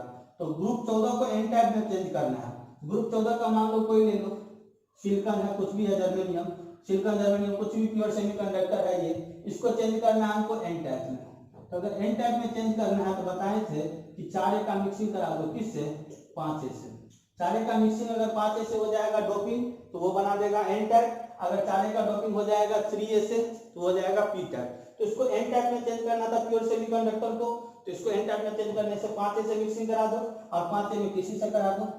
आर्सेनिक से करा दो, एंटीमनी से करा दो, किससे करा दो? किसी से, तो हो जाएगा। ये भी डिस्कशन हुआ है सेमीकंडक्टर में, detail discuss in video lecture of semiconductor, semiconductor में बताया है, ठीक। 1.24 इंटेक्स सभी क्लियर नहीं करना है तुरंत। 1.24 क्या है ध्यान दीजिए। What type of substance would make better permanent magnet? Ferromagnetic और फेरीमैग्नेटिक। तो बेटर परमानेंट मैग्नेट होता है फेरोमैग्नेटिक, फेरोमैग्नेटिक। अब बोलते हैं आंसर को जस्टिफाई करने के लिए क्यों फेरोमैग्नेटिक बेटर परमानेंट मैग्नेट है, आंसर को जस्टिफाई करना है क्यों ऐसा है। तो फेरोमैग्नेटिक में बताए थे कि ये स्ट्रॉन्ग मैग्नेट है फेरोमैग्नेटिक में, क्यों? क्योंकि इसका डायपोल मोमेंट जो है वो जीरो नहीं होता है, डायपोल मोमेंट इसका जीरो नहीं होता है। डायपोल मोमेंट जीरो नहीं होने से क्या होता था फर्क? तो डायपोल मोमेंट में बताएं तो डोमेन में डायरेक्शन जो था इलेक्ट्रॉन का वो सिंगल डायरेक्शन में था, सिंगल डायरेक्शन में, जिसकी वजह से उसका डायपोल मोमेंट जीरो नहीं होता था। और डायपोल मोमेंट फेरोमैग्नेटिक का ज्यादा था, किससे? फेरीमैग्नेटिक से। डायपोल मोमेंट फेरोमैग्नेटिक का ज्यादा था, किससे? फेरीमैग्नेटिक से, क्योंकि फेरोमैग्नेटिक में सारा जितना डोमेन था सब ऊपर के डायरेक्शन में था। याद करो इस तरीका से बताए थे फेरोमैग्नेटिक में, इस तरीका से बताए थे कि ये जितना डोमेन रहेगा सब अपवार्ड रहता था या डाउनवर्ड, एक ही दिशा में, ठीक है। ये फेरोमैग्नेटिक का था। अब फेरी में क्या था? तो अनइक्वल नंबर में डिस्ट्रीब्यूशन था, अनइक्वल नंबर में, ध्यान देना, अनइक्वल नंबर में ऐसे था कुछ इस तरीके से, एक 2 ऊपर आ गया, फिर एक नीचे, फिर एक 2 ऊपर, फिर एक 2 ऊपर, तो फिर एक नीचे आ जाता था। इस तरीका से वो नीचे आ जाता था, सीधा डायरेक्ट में नीचे आ जाता था। तो इस तरीका से था ये फेरीमैग्नेटिक। बताएं थे डायपोल मोमेंट ना यहाँ जीरो होगा ना यहाँ जीरो होगा, डायपोल मोमेंट को म्यू से दिखाता है, दोनों में से कहीं भी जीरो नहीं होगा। लेकिन इसका डायपोल मोमेंट फेरीमैग्नेटिक का ज्यादा था, फेरोमैग्नेटिक का ज्यादा था फेरीमैग्नेटिक से, इसीलिए ये परमानेंट मैग्नेट था और स्ट्रॉन्ग मैग्नेट था, ठीक है। इंटेक्स क्वेश्चन हो गया, एक्सरसाइज बता रहा है। चलिए तो हम लोग एक्सरसाइज पे आ गए, लिख दिया हूँ NCERT exercise question discussion solid state exercise का क्वेश्चन ले रहा हूँ। इससे पहले टेक्स्ट का किया हूँ, मैं शुरू से बोल रहा हूँ दोस्तों कि जो मैं वीडियो लेक्चर में बता दिया हूँ उसको रिपीट मत करवाइए, ठीक है। इससे क्या होगा, आपका भी टाइम किल होगा और मेरा भी टाइम किल होगा, ठीक। तो अपने लोग को स्मार्ट वर्किंग करना है, स्मार्ट प्लानिंग करना है। ये नहीं कि एक ही बात को हम लोग प्रॉब्लम में भी देखें और थ्योरी में भी देखें, उसी बातों को देखने का अपेक्षा मत रखें। तो इसलिए अगर वीडियो लेक्चर में जो बता दिया हूँ उसको जहाँ पे एनसीईआरटी डिस्कशन करूंगा वो नहीं बताऊंगा, ठीक। आप लोग को ये बातों को समझना पड़ेगा, नहीं तो और वीडियो लंबा होगा। इंटरेस्ट लगाओ, जो बता दिया उसको कवर कर लो वीडियो लेक्चर से। जैसे एक्सरसाइज 1 में 1.1 क्वेश्चन है सॉलिड स्टेट में, क्या है? Define the term amorphous. बोलते हैं एमॉर्फस को डिफाइन करो, give a few example of amorphous solid. हम लोग एमॉर्फस को डिफाइन किया है पहले से, तो फिर से अगर बोलेगा इसको डिस्कशन करने फालतू का काम होगा। अगर मैं बोलना ही है तो मैं बोल दूंगा। A solid in which atoms, molecules and ions are arranged irregularly in crystal called amorphous solid. समझ में आया कि नहीं? It is pseudo solid or super cooled liquid. ये बताए हुए हैं। It is isotropic in nature. It is false solid. बताए थे ये सब चीज, इस सब चीजों का डिस्कशन फिर से करना जरूरत नहीं है। एग्जाम्पल भी दिए थे, यहाँ लिख दिए हैं 1 के बारे में कि discuss in video lecture. Video lecture में डिस्कशन किया है 1 नंबर क्वेश्चन, वीडियो लेक्चर में देख के अपना डेफिनेशन वहां से डाल दें। हमारे पास में जो भी पॉइंट दिया है उस पॉइंट को यहाँ पे मेंशन कर सकते हैं, एग्जांपल भी डाल सकते हैं। जैसे 1.2 क्वेश्चन बताने लायक था तो बता दिया। क्या है क्वेश्चन देखिए, what makes a glass different from a solid such as quartz. What makes a glass different from a solid such as quartz. बोलता है ग्लास को डिफरेंट बनाता है कोई सॉलिड से क्वार्ट्ज कैसे। Under what condition quartz be converted into glass. किस condition पे क्वार्ट्ज को कन्वर्ट किया जा सकता है, किसमें, ग्लास में। What makes a glass different from a solid such as quartz. बोलता है ग्लास डिफरेंट है सॉलिड क्वार्ट्ज से, कैसे, क्यों। Under what condition could quartz be converted into glass. किस कंडीशन से क्वार्ट्ज को हम कन्वर्ट कर सकते हैं, किसमें, ग्लास में। तो लिखा हूं आंसर में, it is arrangement of constituent particle of glass which make it different from quartz. कि ग्लास में जो अरेंजमेंट है कॉन्स्टिट्यूएंट पार्टिकल का वो डिफरेंट बनाता है इसको, किससे, क्वार्ट्ज से। It is arrangement of constituent particle यानी atom molecule ion of glass which make it different from quartz. Glass में जो कॉन्स्टिट्यूएंट पार्टिकल का अरेंजमेंट है वो डिफरेंट है, किससे, तो क्वार्ट्ज से। और क्वार्ट्ज को कन्वर्ट करना है ग्लास में, तो लिखा हूं by heating and cooling rapidly. By heating and cooling rapidly quartz can be converted into glass. अगर क्वार्ट्ज को बोलेगा ग्लास में कन्वर्ट करने तो by heating and cooling rapidly, heat करो और कूल कर दो रैपिडली, रैपिडली कूल कर दो, क्वार्ट्ज कन्वर्ट हो जाएगा किसमें, ग्लास में। By heating and cooling rapidly quartz can be converted into glass. ठीक है। कोई पूछेगा कि ग्लास डिफरेंट है क्वार्ट्ज से क्यों, तो बता दीजिएगा कि कॉन्स्टिट्यूएंट पार्टिकल का जो अरेंजमेंट है वो डिफरेंट है ग्लास में, किससे, क्वार्ट्ज से। और क्वार्ट्ज को कन्वर्ट करना है ग्लास में, कैसे करेंगे कन्वर्ट, तो by heating and cooling rapidly quartz can be converted into glass. By heating and cooling rapidly quartz can be converted into glass. 1.3 question, सब सब जिसका आपको अगर खुद से दिमाग से पढ़िए तो बन जाएगा। क्या है question 1.3, classify each of the following solid as ionic, metallic, molecular, network और एमरफस। वही बात जो हमने टेक्स्ट में दिया था वैसा ही क्वेश्चन में बस एग्जांपल बदल दिया है। बोलता है ionic solid, metallic solid, molecular solid, covalent solid और एमरफस सॉलिड में इसको क्लासिफाई कर दो। आयनिक, मेटालिक, मॉलिक्यूलर, कोवैलेंट और एमरफस। क्या सब रखा है example, tetra phosphorus deca oxide, ammonium phosphate, silicon carbide, iodine, phosphorus, plastic, graphite, brass, rubidium, lithium bromide और सिलिकॉन। तो यहाँ ध्यान दीजिए, लिख दिया हूँ आयनिक सॉलिड में अमोनियम फॉस्फेट और लिथियम ब्रोमाइड, दोनों आयनिक कंपाउंड है। तो अमोनियम फॉस्फेट में, आयनिक सॉलिड में है अमोनियम फॉस्फेट और लिथियम ब्रोमाइड। मेटालिक सॉलिड में जो मेटल रहेगा तो मेटल होगा ब्रास और rubidium. Molecular solid soft solid होगा, लो वोलेटाइल मेल्टिंग सॉलिड होता है। तो मॉलिक्यूलर सॉलिड में P4O10, फास्फोरस डेकाऑक्साइड, टेट्राफॉस्फोरस डेकाऑक्साइड, इसमें लिखा है P4O10, आयोडीन और फास्फोरस।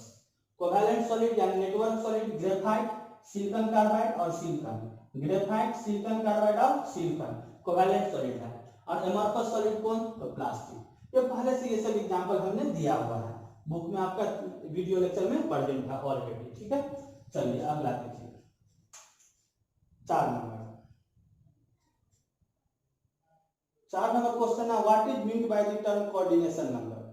कोऑर्डिनेशन नंबर से आप क्या समझते हैं, तो मैं लिख दिया हूं discuss in video lecture. Coordination number को डिफाइन किया, फिर से कोई जरूरत नहीं है बोलने के लिए, मैं बोल दूंगा कि total number of nearest number for any particular touching atom is called coordination number. लेकिन आप वीडियो लेक्चर में देख लीजिए, सिखाया है। दूसरा क्वेश्चन इसी में है 1.4 में 2 गो है। तो दूसरा है what is the coordination number of atom in cubic close packed structure. CCP में क्या कोऑर्डिनेशन नंबर होगा, तो बताए हैं 12 होगा सीसीपी में। और बी में है in body centred cubic structure, BCC में कोऑर्डिनेशन नंबर 8। ये डिस्कशन हुआ है, तो इस सबको फालतू में दोबारा बनवाने का कोई जरूरत नहीं है। कोऑर्डिनेशन नंबर को डिफाइन करना था और कोऑर्डिनेशन नंबर बताना था सीसीपी का और बीसीसी का। 1.4 क्वेश्चन यही था। 1.5 क्या है, ध्यान से सुनिए, ये भी question. How can you determine the atomic mass of an unknown metal.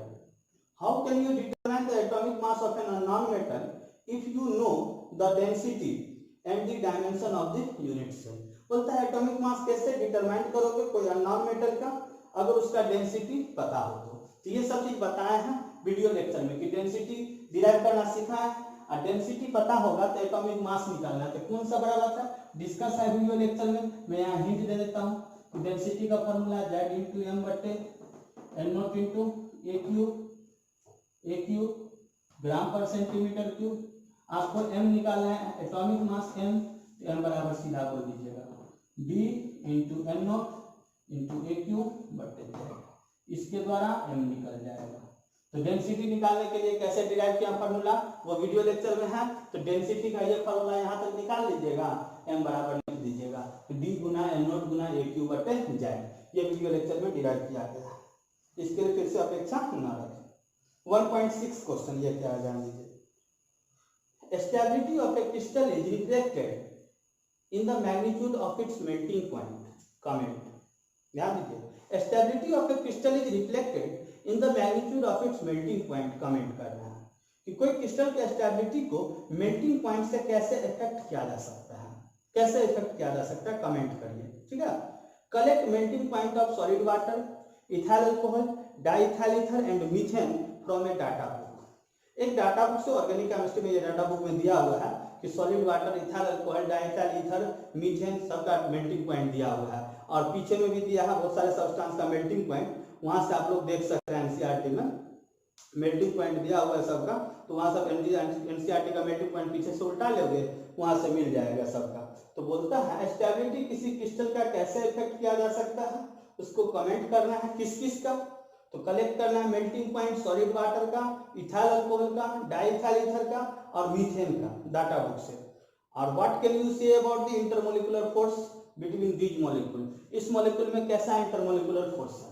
तो लिखा हूं, higher the melting point stronger the intermolecular force of attraction, thus greater stability. Stability उसका ज्यादा होगा जिसका मेल्टिंग पॉइंट ज्यादा होगा, क्योंकि मेल्टिंग पॉइंट बढ़ेगा इंटरमोलिकुलर फोर्स ऑफ अट्रैक्शन बढ़ेगा, जिसके वजह से उसका स्टेबिलिटी भी बढ़ेगा। तो बोला higher the melting point stronger the intermolecular force of attraction, thus greater stability. यानी अगर मेल्टिंग पॉइंट बढ़ेगा तो इंटरमोलिकुलर फोर्स ऑफ अट्रैक्शन बढ़ेगा और उसका स्टेबिलिटी बढ़ेगा। तो मैं मेल्टिंग पॉइंट लिख दिया हूँ सॉलिड वाटर का, सॉलिड वाटर मतलब आइस हो गया, उसका melting point 273 kelvin MP value है, यानी मेल्टिंग पॉइंट वैल्यू है। इथाइल अल्कोहल का 158.8 केल्विन और डाइइथाइल ईथर का 156.88 केल्विन और मीथेन का 89.34 केल्विन। यहाँ लिखा है higher the melting point stronger the intermolecular force of attraction, thus greater stability. यानी मेल्टिंग पॉइंट बढ़ेगा तो इंटरमोलिकुलर फोर्स ऑफ अट्रैक्शन बढ़ेगा, जिसके वजह से उसका स्टेबिलिटी भी बढ़ेगा। इस समय मेल्टिंग पॉइंट सबसे ज्यादा किसका है, सॉलिड वाटर का, यानी इसका मेल्टिंग पॉइंट सबसे ज्यादा है, यानी इसमें इंटरमोलिकुलर फोर्स ऑफ अट्रैक्शन सबसे ज्यादा, और सबसे कम किसमें होगा, मीथेन में, क्योंकि इसका इंटरमोलिकुलर फोर्स ऑफ अट्रैक्शन सबसे कम है। तो लिखा हूं, this show that the intermolecular force in solid water is strongest and in methane is lowest. Intermolecular force of attraction solid water में हाईएस्ट है, यानी स्ट्रॉन्गेस्ट है, और मीथेन में लोएस्ट है, क्योंकि इसका melting point value solid water का सबसे ज्यादा और मीथेन का सबसे कम। तो अगर मेल्टिंग पॉइंट का वैल्यू बढ़ेगा तो इंटरमोलिकुलर फोर्स ऑफ अट्रैक्शन बढ़ेगा, जिसकी वजह से उसका स्टेबिलिटी भी बढ़ेगा। तो ये 1.6 क्वेश्चन हो गया डिस्कशन।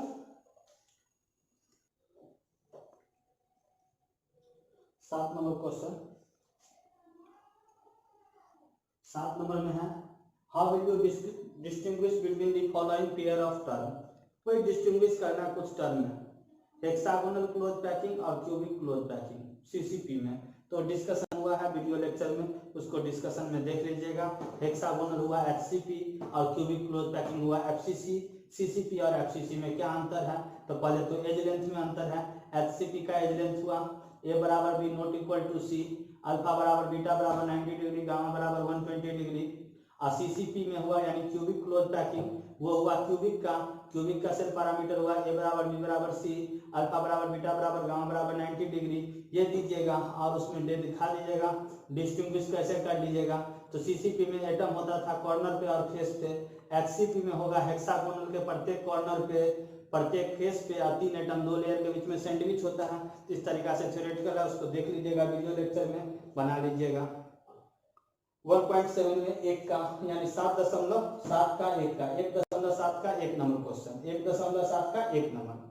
1.7 का 2 नंबर क्वेश्चन क्या है, crystal lattice and unit cell. Crystal lattice और यूनिट सेल क्या है, क्रिस्टल लेटिस और यूनिट सेल क्या है उसके बारे में बताना है। तो पहले तो जान दो, कभी बताए थे कि लेटिस पॉइंट या लेटिस साइड क्या होता है। तो लेटिस पॉइंट या लेटिस साइड, ठीक, the element of constituent particle in crystalline solid are called lattice point. Lattice point या लेटिस साइड बोलो अभी बताए थे इन टेक्स्ट में, the element of constituent particles in crystalline solid are called lattice point, represented by dot यानी point से। या क्रिस्टल लेटिस या स्पेस लेटिस या लेटिस किसको कहते हैं? The regular arrangement of infinite set of these constituent particles is called crystal lettuce. The regular arrangement of infinite set of constituent particle is called crystal lattice या space lattice या lettuce, या इसी को बोलेंगे unit cell. Unit cell, तो unit cell ये भी लिख सकते हैं, the regular arrangement of infinite set of these constituent particle. ये कॉन्स्टिट्यूएंट पार्टिकल का इनफाइनाइट सेट का अरेंजमेंट जो होता है उसी को बोलते हैं क्रिस्टल लेटिस या स्पेस लेटिस या यूनिट सेल। या यूनिट सेल को डिफाइन किए थे कि smallest part of crystalline solid which properties will be similar to the properties of entire solid is called unit cell. तो वो भी डाल सकते हैं, ठीक है। तो जो आपको अच्छा लगे वो डाल दीजिएगा। क्रिस्टल लेटिस, स्पेस लेटिस या लेटिस एक ही बात हुआ, लेटिस पॉइंट या लेटिस साइड एक ही हुआ। चलिए ध्यान दीजिए तीसरा क्या है, 1.7 का third, tetrahedral and octahedral void. तो discuss in video lecture, tetrahedral और ऑक्टाहेड्रल वाइड से वीडियो लेक्चर में डिटेल डिस्कशन किया है, तो वहां से उसको प्लीज देख लीजिए, फायदा रहेगा। यहाँ पर फिर से इसका डिस्कशन नहीं होगा। तो 1.7 का तीनों पार्ट हो गया। अब 1.8, how many lattice point are there in one unit cell of each of the following lattice? How many lattice point are there in one unit cell of each of the following lattice? बोलता है कितना lettuce point होगा एक unit cell में, each of the following lattice में, कुछ lettuce में। First में है फेस सेंटर्ड में, कितना लेटिस पॉइंट होगा, यानी ये लेटिस पॉइंट बोल रहा है ये, ठीक है, कॉन्स्टिट्यूएंट पार्टिकल का एफसीसी में। तो देख लो एफसीसी में लेटिस पॉइंट कितना होगा, यहाँ मैं बता रहा हूँ, खुद से गिनती करना आना चाहिए। देख लो एफसीसी में पॉइंट कहाँ पे, तो कॉर्नर पे और 6 फेस पे। देख लो 2 3 4 5 6, तो लेटिस पॉइंट कितना होगा 14 गो, 4 गो कॉर्नर ऊपर, 4 गो कॉर्नर नीचे, 8 और 6 गो फेस, तो 14 गो हुआ एफसीसी में, ठीक। Lattice point face centred cubic में, फेस सेंटर्ड टेट्रागोनल में भी 14 ही होगा। फेस सेंटर्ड क्यूबिक, ध्यान दो, कोई पूछेगा कि फेस सेंटर्ड क्यूबिक में और फेस सेंटर्ड टेट्रागोनल में क्या अंतर, तो अंतर यही होगा, फेस सेंटर्ड क्यूबिक में एज लेंथ होगा a बराबर b बराबर c, अल्फा बराबर बीटा बराबर गामा बराबर 90 डिग्री फेस सेंटर्ड क्यूबिक में। अब फेस सेंटर्ड टेट्रागोनल में क्या होगा, तो ध्यान दो, a बराबर b not equal to c, alpha बराबर बीटा बराबर गामा बराबर 90 डिग्री, यही अंतर रहेगा, अंतर यही रहेगा। लेकिन लेटिस पॉइंट यहाँ भी 14 होगा और यहाँ भी 14 ही होगा। फेस सेंटर्ड टेट्रागोनल में भी 14 लेटिस पॉइंट और फेस सेंटर्ड क्यूबिक में भी 14 लेटिस पॉइंट। लेटिस पॉइंट का संख्या 14 ही रहेगा, बस अंतर रहेगा एज लेंथ में और सेल पैरामीटर में, सेल पैरामीटर में और एंगल में। कि FCC cube face centred cubic का एज लेंथ a बराबर b बराबर c, अल्फा बराबर बीटा बराबर गामा बराबर 90 डिग्री फेस सेंटर्ड क्यूबिक में, और फेस सेंटर्ड टेट्रागोनल में कि a बराबर b not equal to c, alpha बराबर बीटा बराबर गामा बराबर 90 डिग्री। ये फेस सेंटर्ड टेट्रागोनल हुआ, लेकिन दोनों में लेटिस पॉइंट 14 होगा। अगला होता है बॉडी सेंटर्ड का लेटिस पॉइंट बताना, बॉडी सेंटर्ड का। तो यहाँ ध्यान दो, छोटा सा बना देता हूँ, फटाफट सोच लेना। बॉडी सेंटर्ड का तुरंत देख ले, बॉडी सेंटर्ड का देखो 4 कॉर्नर ऊपर और 4 कॉर्नर नीचे, तो 8 को हुआ और एक ये बॉडी सेंटर्ड, यानी टोटल लेटिस पॉइंट क्या हुआ 9 को, कितना हुआ 9। बॉडी सेंटर में lattice point 9, face centred cubic और फेस सेंटर्ड टेट्रागोनल में 14। फेस सेंटर्ड क्यूबिक और फेस सेंटर्ड टेट्रागोनल में अंतर क्या, यहाँ बता दूंगा, ठीक है, लिख दो, राइट डाउन कर दीजिएगा। नेक्स्ट 1.9 क्या है 1.9 में, तो एक्सप्लेन करना है, 2 क्वेश्चन है अलग अलग। तो 1.9 का first question, the basis of similarities and difference between metallic and ionic crystal. क्या सिमिलरिटी और डिफरेंस है मेटालिक और आयनिक क्रिस्टल में, तो देख लीजिएगा, discuss in video lecture. Metallic और आयनिक सॉलिड दोनों का वीडियो लेक्चर है, उसमें देख लीजिएगा, यानी पहला ही दूसरा क्लास में होगा, पहला ही दूसरा वीडियो में होगा, संभवतः फर्स्ट नहीं तो सेकंड में होगा, ठीक है। और सेकंड क्वेश्चन है उसी में 1.9 का 2, ionic solid are hard and brittle. Ionic solid hard और ब्राइटल होता है क्यों, आयनिक सॉलिड हार्ड और ब्राइटल क्यों होता है, तो लिखा हूं कि ionic crystal are hard and brittle because they have large intermolecular force of attraction. Ionic solid are hard and brighter because they have large intermolecular force of attraction. Ionic solid hard और brighter होता है क्योंकि उसके पास large intermolecular force of attraction है, यानी intermolecular force of attraction high है, इसी की वजह से ionic solid hard होता है और brighter होता है। ठीक, तो ये 1.9 का हो गया। 1.10 ये क्या है क्वेश्चन? 1.10 स्क्रीनशॉट ले लीजिए फटाफट। 1.10 बता रहा हूँ, स्क्रीनशॉट ले लीजिए। चलिए स्क्रीनशॉट लीजिए, 1.10 बता रहा हूँ, ले लिए। चलिए 1.10 क्या है ध्यान दीजिए। ये क्वेश्चन है, आंसर भी तो बोर्ड पर लिखिए दिया हूँ, लिख दिया हूँ डिस्कशन वीडियो लेक्चर। क्या है क्वेश्चन तो ध्यान दो। वीडियो लेक्चर बोलता हूँ तो हंसी भी आती है, वीडियो लेक्चर आप लोग देख नहीं होंगे ठीक से, प्लीज इसको देखिएगा अच्छा से तो मजा आएगा। खुद को भी हंसी आ रहा है कि बार बार वीडियो लेक्चर बोल रहा हूँ, आप लोग कमेंट ही नहीं किए कि सर ये सब क्वेश्चन नहीं बना। कमेंट कर देते तो उतना ही डिस्कशन करते, सारे लोग कमेंट करो भैया, फिर अपने को कंफ्यूज हो जाता है कौन बनाया नहीं बनाया।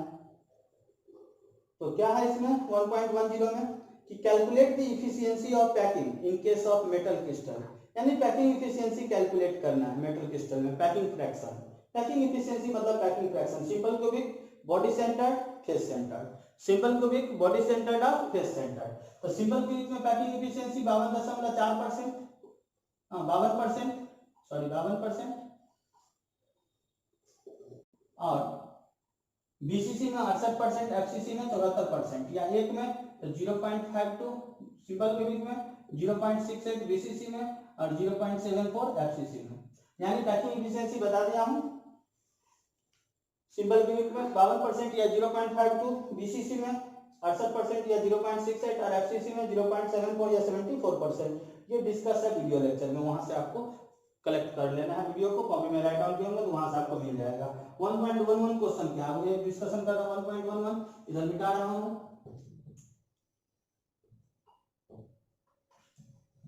भैया वीडियो पूरा देखो, बिना स्किप किए हुए मजा आएगा तब, और तैयारी बहुत अच्छा करो।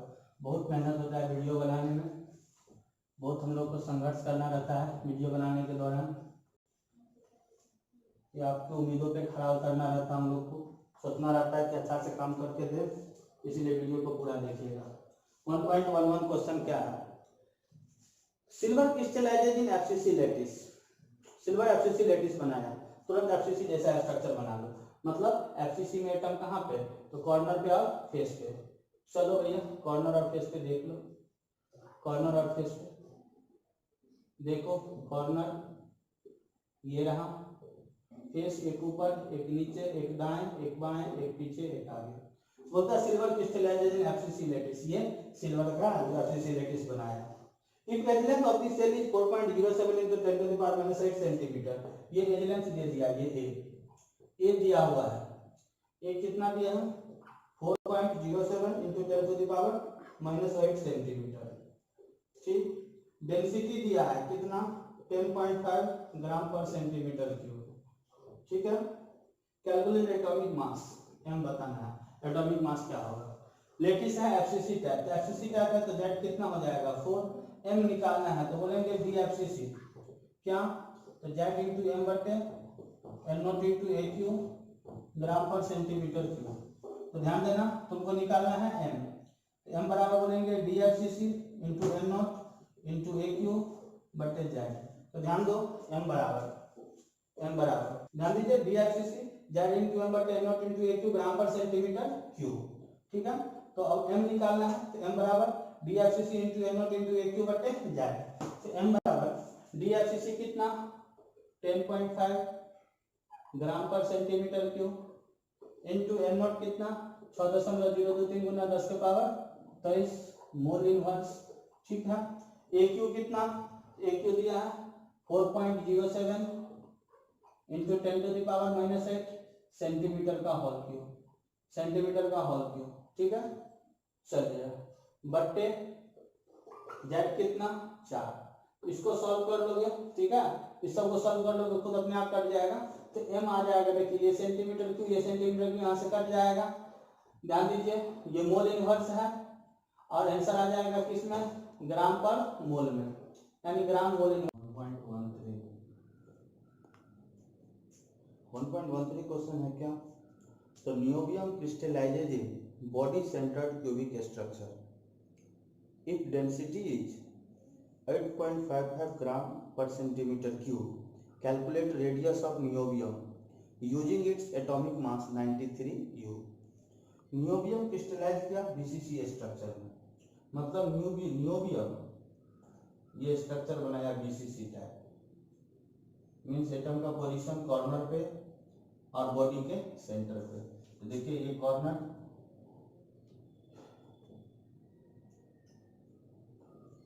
और ये बॉडी का centre. Niobium crystallises in body centred cubic structure if density is 8.55 gram पर सेंटीमीटर क्यूब। इसका डेंसिटी दिया है डी 8.55 ग्राम पर centimetre cube. Calculate radius of niobium, R निकालना है नियोबियम का, using its atomic mass 93 U। 93 U means मतलब क्या, 93 ग्राम पर मोल, ठीक है, 93 ग्राम पर मोल। हमें रेडियस निकालना है। रेडियस निकालने से पहले हम लोग सोच रहे हैं इसका जेड निकालने के लिए, ए निकालने के लिए, एज नहीं दिया, ए निकालने के लिए। जेड तो निकाल लें, जेड बीसीसी है, तो बीसीसी का जेड हो गया 2, हम लोग निकाल लेंगे पहले एज लेंथ। तो डी बीसीसी बराबर जेड इंटू एम बटे N not into A cube gram पर सेंटीमीटर क्यूब। यहाँ से ए क्यू निकाल देंगे। ए क्यू बराबर हो जाएगा, ए क्यू बराबर हो जाएगा जेड इंटू एम बटे N not into D BCC. तो ए क्यू बराबर जेड का वैल्यू बीसीसी के लिए कितना 2, एम का वैल्यू कितना 93 ग्राम पर मोल। इस बात को ध्यान रखें, ये एटॉमिक मास यूनिट था यू, ठीक है। और 1 mu बराबर बताए थे पहले से, 1 mu बराबर 1/n0 ग्राम, 1/n0 ग्राम। तो 93 mu बराबर 93 बटे n0 ग्राम हो जाता, तो वही 93 ग्राम पर मोल किया है। तो जेड बराबर 2 × 93 n0 6.023 × 10⁻23 मोल इनवर्स इंटू डेंसिटी बीसीसी का। तो डेंसिटी बीसीसी का कितना दिया है क्वेश्चन में 8.55 ग्राम पर सेंटीमीटर क्यूब, सेंटीमीटर क्यूब। अब जरा गौर से देखिए, ग्राम ग्राम कैंसिल हो जाएगा, मोल इनवर्स और ये मोल कैंसिल हो जाएगा। तो ए क्यू बराबर हो जाएगा 2 × 93 बटे 6.023 × 10⁻23 × 8.55, ठीक है। इसको सॉल्व करिएगा तो ए क्यू बराबर कितना आएगा, बराबर 36.1 × 10⁻⁻24 सेंटीमीटर क्यूब। ये बराबर हो जाएगा 3.3 × 10⁻⁻8 सेंटीमीटर, ठीक है। ए क्यू बराबर इतना आ जाएगा, तो ए बराबर इतना आ जाएगा 3.3 × 10⁻⁸ सेंटीमीटर। तो हमें निकालना क्या है, रेडियस। और आर बीसीसी बराबर होता है, सिंस आर बीसीसी बराबर √3a/4 होता है, तो आर बीसीसी बराबर √3 इंटू ए के जगह पर कितना दे दोगे बाबू, ए के जगह पर 3.3 × 10⁻⁸ सेंटीमीटर बटे 4, यानी आर बीसीसी बराबर √3 का वैल्यू 1.732 इंटू 3.3 इंटू 10⁻⁸ सेंटीमीटर बटे 4। इसको सॉल्व करोगे तो ये कितना आएगा, ध्यान दीजिए। अगर इस दोनों को गुना करके 4 से भागा देना है, इस दोनों को गुना करोगे ये हो जाएगा 5.715। इसको डिवाइड करना है 4 से, ये हो जाएगा लगभग r बराबर 1.43 इंटू 10⁻⁸ सेंटीमीटर, यानी आर बीसीसी बराबर 1.43 इंटू 10⁻⁸ सेंटीमीटर। इस दोनों को गुना करोगे ये हो जाएगा 5.715, इसको डिवाइड करोगे 4 से तो वो हो जाएगा 1.43 इंटू 10⁻⁸ सेंटीमीटर। लिख लीजिए, इसका रेडियस निकल गया। नेक्स्ट 1.14 क्वेश्चन है क्या, ध्यान दीजिए। 1.14 question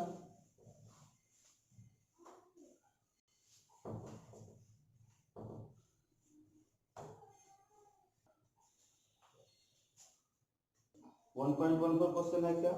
if the radius of the octahedral wide is r and radius of the atom in closed packing is capital R, derive relation between r and r।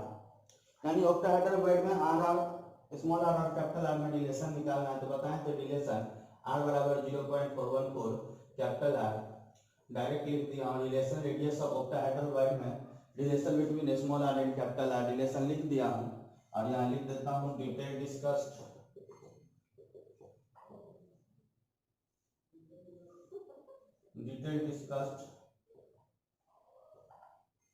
In video lecture. Detail discussion हुआ है video lecture में, वहां से देख लीजिए। 1.15 video lecture में बताया ना ऑक्टाहेड्रल वाइड में स्मॉल और कैपिटल R में रिलेशन, वहां से लोग डाल लीजिए, अपना देख लीजिए। 1.15 copper crystallises into FCC lattice. Copper FCC type का लैटिस बनाया, FCC टाइप का बनाया, यानी एटम कहाँ पे होगा? कॉर्नर पे और प्रत्येक फेस पे। एटम कहाँ पे होगा? कॉर्नर पे और प्रत्येक फेस पे। तो ये रहा FCC टाइप का स्ट्रक्चर, जिसमें क्रिस्टलाइज कौन किया है? कॉपर। किसके अनुसार? क्वेश्चन के अनुसार। बस इंटरेस्ट लेके सीखना है, ध्यान दो। FCC टाइप का स्ट्रक्चर बना दिया, ये किसका है? कॉपर का, क्वेश्चन के अनुसार। Copper crystallizes into a FCC lattice with edge length 3.61 into 10 to the power minus 8 centimetre. इसका एज लेंथ दिया है a बराबर कितना दिया है? तो 3.61 into 10 to the power minus 8 centimetre. So that, ऐसा प्रूव करना है क्वेश्चन में, so that the calculated density is in agreement with its measured value of 8.92 ग्राम पर सेंटीमीटर क्यूब। ऐसा अपने को साबित करना है कि कैलकुलेटेड डेंसिटी जो हम लोग को कैलकुलेशन के द्वारा आएगा, हम लोग का डेंसिटी जो कैलकुलेट करके आएगा, वो एग्रीमेंट करेगा इसके मेजर्ड वैल्यू ऑफ डेंसिटी को। मेजर्ड वैल्यू ऑफ डेंसिटी कितना दिया है? 8.92 ग्राम पर सेंटीमीटर क्यूब। यानी ये क्वेश्चन यही करना चाहता है कि ये कॉपर FCC टाइप स्ट्रक्चर बनाया, जिसका एज लेंथ ये दिया है, आप डेंसिटी कैलकुलेट करो, और आपका डेंसिटी जो कैलकुलेटेड होगा वो डेंसिटी सेटिस्फाइड करेगा क्वेश्चन के मेजर्ड वैल्यू ऑफ डेंसिटी को। तो क्वेश्चन का मेजर्ड वैल्यू ऑफ डेंसिटी कितना है? 8.92 ग्राम पर सेंटीमीटर क्यूब। तो जरा ध्यान दीजिए, डेंसिटी FCC का क्या होता है? डेंसिटी FCC का Z into M बटे N0 into A cube gram पर सेंटीमीटर क्यूब, जहाँ सब कुछ अवेलेबल है। Z FCC के लिए कितना? Z FCC का हो जाएगा 4, M कितना हो जाएगा? कॉपर है, तो कॉपर का 63.5 ग्राम पर मोल कॉपर का मोलर मास हो गया। और आपको N0 पता ही होगा, N0 कितना? तो 6.023 into 10 to the power 23, और एज लेंथ दिया ही है। तो अगर हम लोग चाहेंगे इसको, तो ये आ जाएगा DFCC बराबर Z के जगह पर 4 इंटू M 63.5 ग्राम पर मोल बट्टे N0 का value 6.023 into 10 to the power 23 mole inverse.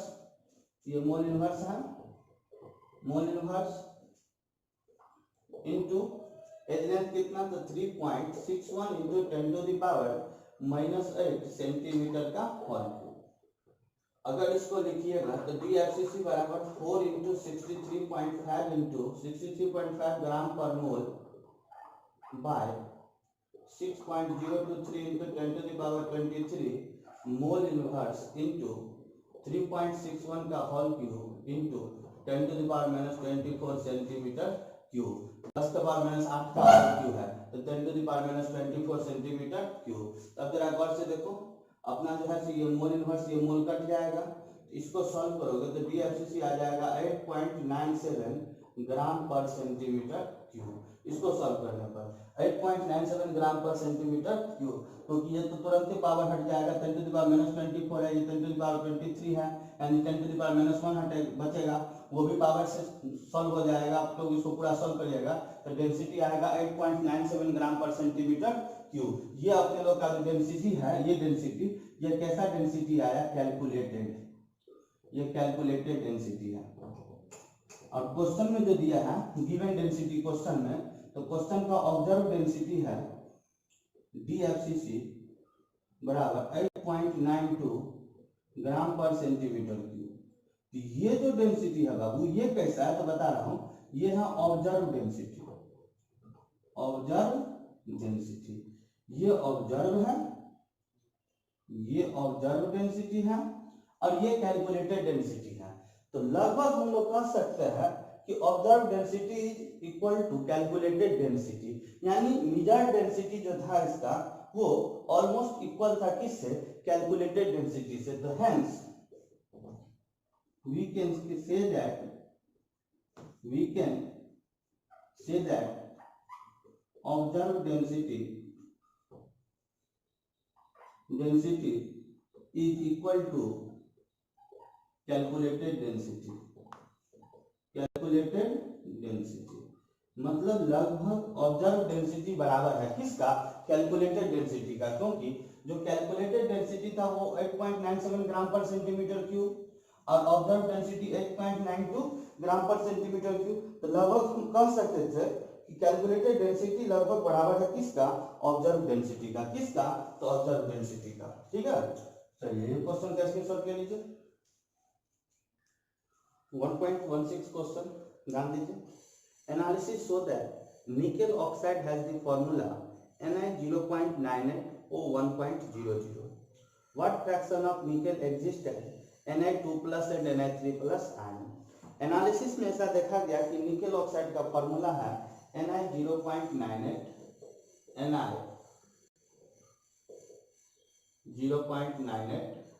O1.00। ठीक है, अब बोलता what fraction of nickel exist at, इसमें what fraction of nickel exist at Na2+ and Na3+। बोलता what fraction of nickel exist at Na2+ and Na3+ ion. आपका ये question video lecture में discussed है, वहां पे देख लीजिए, इसलिए लिख दिया हूं डिटेल डिस्कशन वीडियो लेक्चर। इसका डिटेल डिस्कशन वीडियो लेक्चर में किया है निकेल ऑक्साइड वाले कंपाउंड का। इसके रिलेटेड मैंने 3 एग्जांपल दिया था, बताया था। 1.17 क्वेश्चन, ये क्या, ध्यान दीजिए। What is a semiconductor, describe the 2 main type of semiconductor and contrast their conduction mechanism। बोलता what is a semiconductor, semiconductor क्या है, describe the 2 main type of semiconductor, यानी एन टाइप और पी टाइप की बात कर रही है, and contrast their conduction mechanism. Conduction mechanism कुछ नहीं है, मतलब एन टाइप सेमीकंडक्टर में इलेक्ट्रॉन जो था वो मेजॉरिटी चार्ज को कैरी कर रहा था, तो वही इलेक्ट्रॉन को दिखाना था। इस तरह से जो बताए थे, जिसमें इलेक्ट्रॉन दिखाए थे, एक इलेक्ट्रॉन दिखा दिए थे कि आ गया था, ऐसा करके लिए थे सिलिकॉन वाला एग्जांपल। इस तरह का काम जल्दी में बता रहा हूं फटाफट। इस तरह का कुछ लिए थे, सब में सिलिकॉन दिए थे, ऐसा है, ऐसा है, ऐसा है, ऐसा है, ऐसा है, ऐसा है, ऐसा है, ऐसा है। ये प्योर था, बोले तो इस प्योर में कहीं पे भी मेरे को अगर एन टाइप बनाना है तो ये 4A का मिक्सिंग कर दिया 5A से, मान लो 5A में आर्सेनिक से कर दिया, तो उसका वैलेंसी कितना होना चाहिए, 5। तो देखो अभी वैलेंसी कितना है, 1 2 3 4 वैलेंशियल का इलेक्ट्रॉन, ये 5वां इलेक्ट्रॉन ये है। तो यही 5वां इलेक्ट्रॉन को मैंने ऐसे दिखाया था, पता था इलेक्ट्रॉन मेजॉरिटी चार्ज को कैरी करेगा। तो इस तरह का मैकेनिज्म एन टाइप में बताया है और इसी का पी टाइप में भी बताया। तो ये एन टाइप में गया था, इलेक्ट्रॉन मेजॉरिटी चार्ज को कैरी करेगा, तो यही इसका मैकेनिज्म हुआ, यही मैकेनिज्म हुआ, इलेक्ट्रॉन मेजॉरिटी चार्ज को कैरी करेगा। डायग्राम को दिखा दीजिएगा, एक एक्स्ट्रा इलेक्ट्रॉन जब एन टाइप बनाइएगा तो दिखाइएगा, चाहे आर्सेनिक से करिएगा डोपिंग, चाहे आप एंटीमनी से करिएगा, किसी से करिएगा हो जाएगा। और पी टाइप में मैंने बताया था कि ये प्योर सेमीकंडक्टर है, अभी ऐसा है प्योर सेमीकंडक्टर है। अगर इसका हम लोग बोरॉन से करा दे या गैलियम से करा दे या इंडियम से करा दे तो वो बन जाता था किस तरह का, पी टाइप का। तो मान लो यहाँ बोरॉन दे दिया, तो बोरॉन के वैलेंस में 3 इलेक्ट्रॉन होगा। तो देखो 3 इलेक्ट्रॉन देख लो पहले, 1 2 और ये रहा तीसरा इलेक्ट्रॉन। ये एक जगह खाली बचेगा, ये होल था, बताएं तो होल मेजॉरिटी चार्ज को कैरी करता था पी टाइप में और इलेक्ट्रॉन मेजॉरिटी चार्ज को कैरी करता था एन टाइप में। ये डिटेल डिस्कशन अपना वीडियो लेक्चर में हुआ है, वहां से आप लोग इसको देख लीजिए वीडियो लेक्चर से। मीन्स 1.17 और 1.16 हो चुका है, इसको वीडियो लेक्चर से देखना है, ठीक है।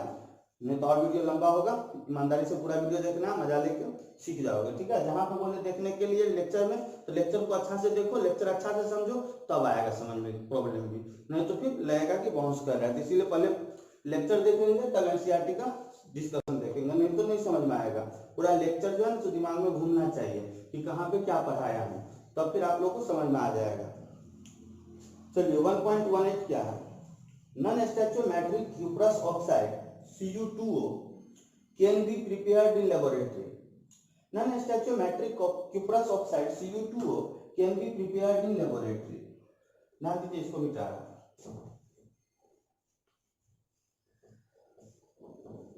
Non-stoichiometric cuprous oxide Cu2O can be prepared in laboratory. In this oxide, copper to oxygen ratio is slightly less than 2:1. ये जो cuprous oxide है, इसमें कॉपर टू ऑक्सीजन का रेशियो लेस है, किससे? 2:1 से लेस है, लेस देन 2:1 बोलता है। Non stoichiometric cuprous oxide Cu2O can be prepared in laboratory. In this oxide, copper to oxygen ratio is slightly less than 2:1. Copper to oxygen ratio यानी Cu और O का ratio, copper और oxygen का ratio 2:1 से कम है, less than 2:1. Can you account for the fact that this substance is a p-type semiconductor? क्या आप ये बता सकते हैं कि ये p-type semiconductor है? तो निश्चित रूप से जब ये 2:1 का रेशियो है, यानी कॉपर का रेशियो 2:1 से कम है, तो वो p-type semiconductor होगा। कैसे? तो समझाया हूँ।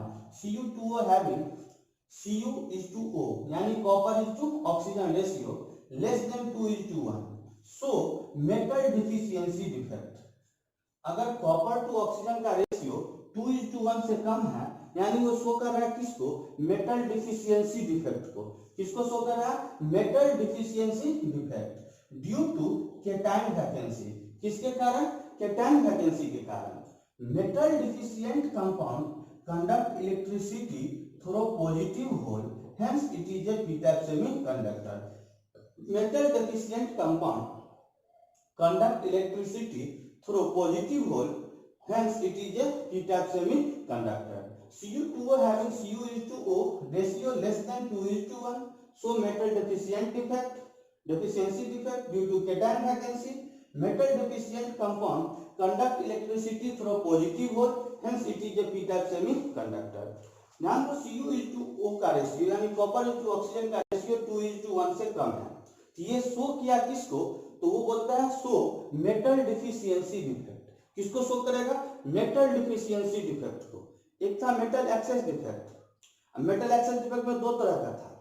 मेटल एक्सेस डिफेक्ट था ड्यू टू एनायन वैकेंसी और ड्यू टू एक्स्ट्रा केटायन। ठीक है, तो ध्यान दो। अब फिर मेटल डिफिशियंसी डिफेक्ट में बताए थे, एक मेटल आयन हटेगा, उसके जगह पर कोई दूसरा मेटल आयन आ जाएगा।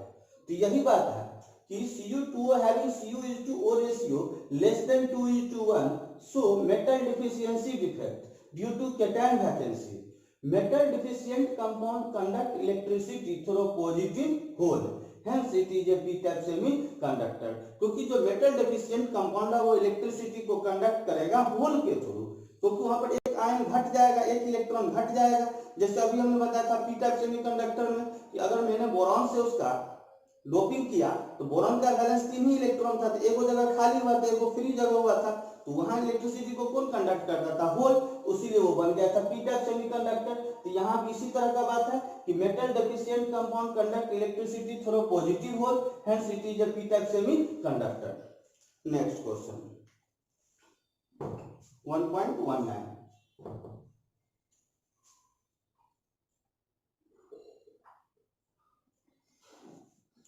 Ferric oxide crystallizes in hexagonal closed packed array of oxide ion with 2 out of 3 octahedral hole occupied by ferric ion. बोलता है derive the formula of the ferric oxide. Ferric oxide crystallizes in hexagonal closed packed array of oxide ion with 2 out of every 3 octahedral hole occupied by ferric ion. Derive the formula of the ferric oxide. ये जो ferric oxide है, ferric oxide, इसके बारे में बता रहा है क्या कि ferric oxide crystallises in hexagonal closed packed array, यानी ये फेरिक ऑक्साइड जो है ये HCP स्ट्रक्चर बना रहा है। HCP structure. बोलता है ferric oxide crystallises in hexagonal product array of oxide ion. जहां ऑक्साइड किसमें है तो ऑक्साइड है HCP में। बोलता है with 2 out of every 3 octahedral hole occupied by ferric ion. Ferric ion किसमें है तो ऑक्टाहेड्रल में, ऑक्टाहेड्रल में, ठीक। बोलता है derive the formula of the ferric oxide. तो तुरंत लिखेंगे total number of oxide ion, total number of oxide ion. अब ध्यान दीजिए ऑक्साइड किसमें है HCP में। फेरिक ऑक्साइड स्ट्रक्चर बनाता था HCP का, जिसमें ऑक्साइड किसमें अरेंज था HCP में।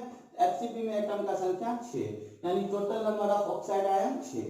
अब बोलेंगे total number of ferric ion.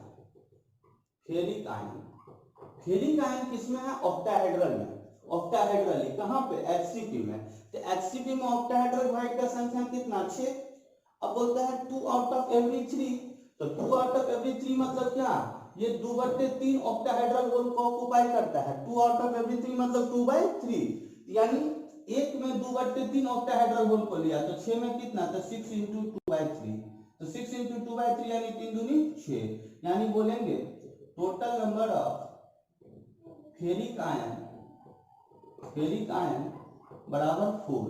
तो फॉर्मूला बोल देंगे, फॉर्मूला Fe4O6, यानी अगर 2 कॉमन ले लेंगे, 2 कॉमन ले लेंगे तो Fe2O3, यानी 2 जैसे ही कॉमन लीजिएगा तो 2 दूनी 4, 2 तिया 6, यानी Fe2O3।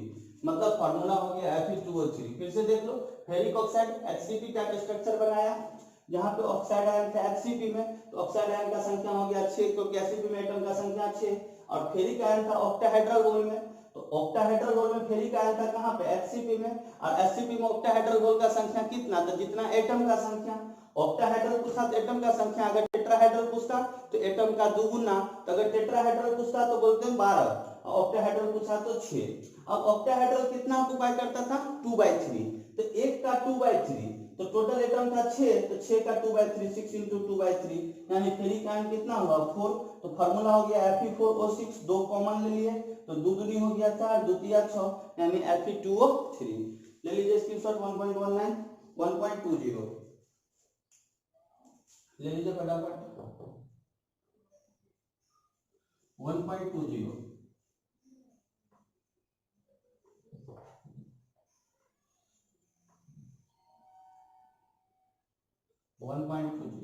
ये क्या है ध्यान दीजिए। Classify each of the following as being either a P type or a N type semiconductor. Classify करना है ईच ऑफ द फॉलोइंग को as being either a P type or a N type semiconductor. वो P type है या N type है। तो 1.20 के first में क्या है Ge डॉट विथ आयन, और सेकेंड में Si डॉट विथ बी। तो जरा ध्यान देके देखो, फटाफट बता देता हूं।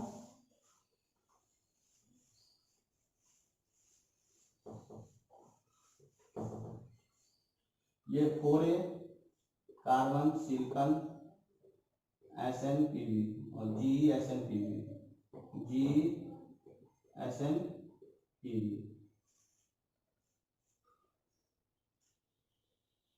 और 5A nitrogen phosphorus arsenic antimony bismuth, और थर्ड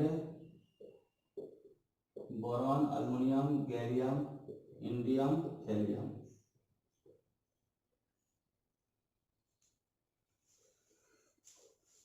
अब ध्यान दो, बोल रहा है G डॉट विथ आयन, तो G तो ये हुआ G, जहां बताए थे Si और G प्योर सेमीकंडक्टर है, प्योर सेमीकंडक्टर 4A का pure semiconductor.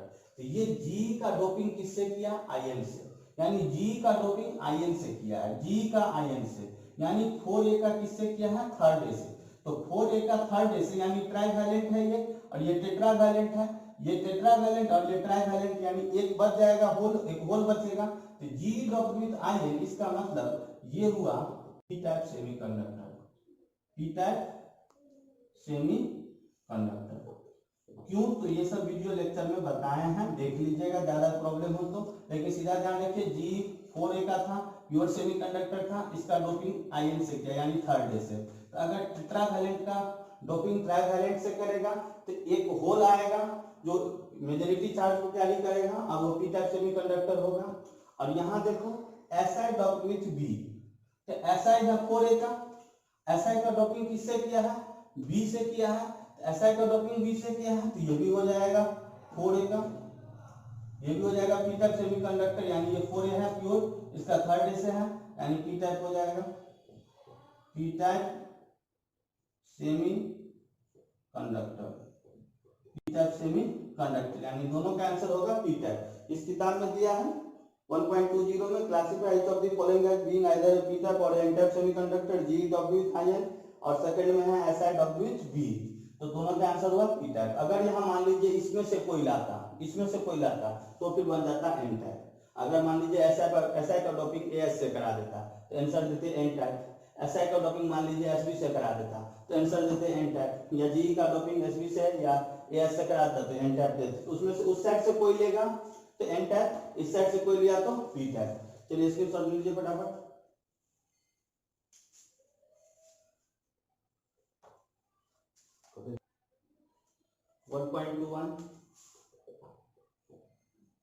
Gold atomic radius 0.144 mm, gold का रेडियस दिया है RAU कितना, तो 0.144 mm। क्रिस्टलाइजेशन इन FCC यानी face centred unit cell, what is the length of a side of this cell. ये FCC structure बनाया, FCC बनाया मतलब एटम का पोजीशन कॉर्नर पे है और फेस पे है, तो देखो ये कॉर्नर और ये फेस हुआ, देख लो, ठीक है। तो गोल्ड क्रिस्टलाइज किया FCC स्ट्रक्चर में जिसका रेडियस दिया 0.144 mm, what is the length of the side of this cell, side length चाहिए A, तो जान दो A निकालना, A बराबर वाट, RFCC बराबर √2A/4, A बराबर 4R/√2, A बराबर 4 इंटू R का वैल्यू कितना 0.144 mm/√2, इसको लिखेंगे 4 इंटू 0.144 mm/√2 का वैल्यू 1.414, इसको सॉल्व करके देखेंगे कितना आंसर आएगा, जान दीजिए। तो 4 इंटू 0.144 mm/1.414, इस दोनों को गुना करेंगे तो 0.576 बट्टे 1.414 नैनोमीटर। जब इसको डिवाइड करेंगे तो एज लेंथ A आ जाएगा 0.407 नैनोमीटर, या नहीं तो इसी को लिख देंगे 4.07 इंटू 10⁻⁻8 सेंटीमीटर, सेंटीमीटर में चेंज कर दिए नैनोमीटर को। नेक्स्ट 1.22, ये क्या ध्यान दीजिए 1.22, in terms of band theory what is difference between a conductor and an insulator, between a conductor and a semiconductor, ठीक है। तो डिटेल डिस्कशन हुआ है, detail discuss in video lecture, बता दिया हूं। In terms of bend theory बताया, valence band conduction band बताया, तो बेंड थ्योरी के आधार पर उसमें आपको बताना है कि कंडक्टर और इंसुलेटर, तो बताए थे कंडक्टर के लिए, इंसुलेटर के लिए, कंडक्टर के लिए और सेमीकंडक्टर के लिए कितना गैप होना चाहिए वैलेंस बैंड और कंडक्शन बैंड के बीच में, जिससे उसको कंडक्टर बोलेंगे और इंसुलेटर बोलेंगे या सेमीकंडक्टर बोलेंगे। तो वो बताया गया था कि 0.1 से 1 इलेक्ट्रॉन वोल्ट के बीच का, 0.01 से 0.1 इलेक्ट्रॉन के वोल्ट के बीच का था तो कंडक्टर था, 10 इलेक्ट्रॉन वोल्ट से 20 इलेक्ट्रॉन वोल्ट के बीच का गैप होता था तो इंसुलेटर था, और 0.1 इलेक्ट्रॉन वोल्ट से 1.1 इलेक्ट्रॉन वोल्ट के बीच में आता था तो सेमीकंडक्टर था। डिटेल डिस्कशन वीडियो लेक्चर में हुआ है, तो वहां से आप लोग देख ले।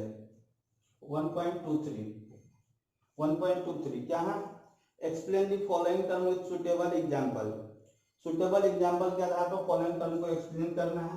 फर्स्ट में है स्कॉची डिफेक्ट, ऑलरेडी डिस्कस्ड है, वीडियो लेक्चर में देखना है। सेकंड में है फ्रेंकेल डिफेक्ट, ये भी आपका डिस्कस्ड है। थर्ड में है इंटरस्टिशियल डिफेक्ट, ये भी आपका डिस्कस्ड है। और फोर्थ में है एफ सेंटर, ये भी आपका डिस्कस है। तो ये चारों पॉइंट हमने डिस्कशन किया है, आप वीडियो लेक्चर में देख लें। Schottky defect, Frenkel defect, interstitial defect and F centre, चारों को वीडियो लेक्चर में देख के आप लोग कलेक्ट कर लें। यानी ये चारों डिस्कशन हुआ है, कहाँ पे लिख देता हूँ, detail discuss in video lecture.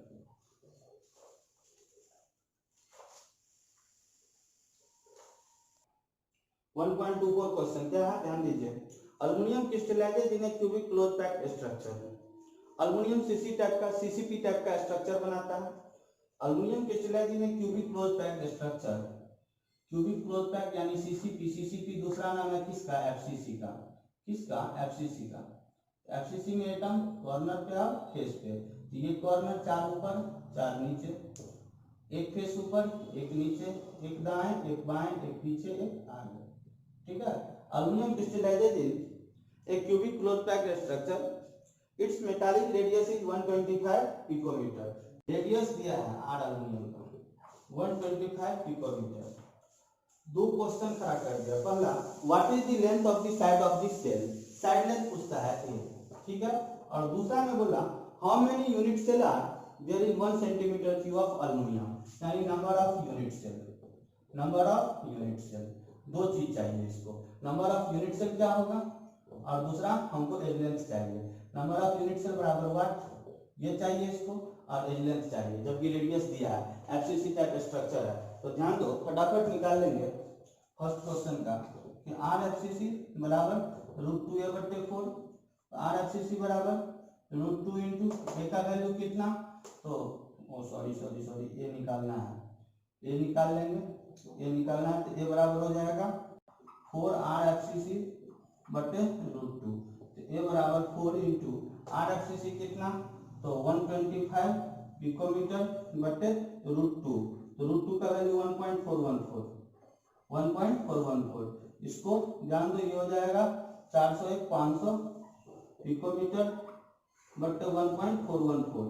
इसको सॉल्व कर लेंगे तो ए बराबर लगभग आ जाएगा 354 पिकोमीटर। ए बराबर 354 पिकोमीटर। अगर लिखना चाहे इसको तो लिख सकते हैं 354 गुना 10 के पावर -12 मीटर, या नहीं तो ए बराबर 354 गुना 10 के पावर -10 सेंटीमीटर। आपको तो निकालना है, एज लेंथ तो निकाल दिए, या तो पिकोमीटर में बोलना, या तो मीटर में, या तो सेंटीमीटर में। तो ये तो एज लेंथ निकला, लेकिन दूसरा शर्त क्या था कि नंबर ऑफ यूनिट सेल निकालना था 1 सेंटीमीटर क्यूब में।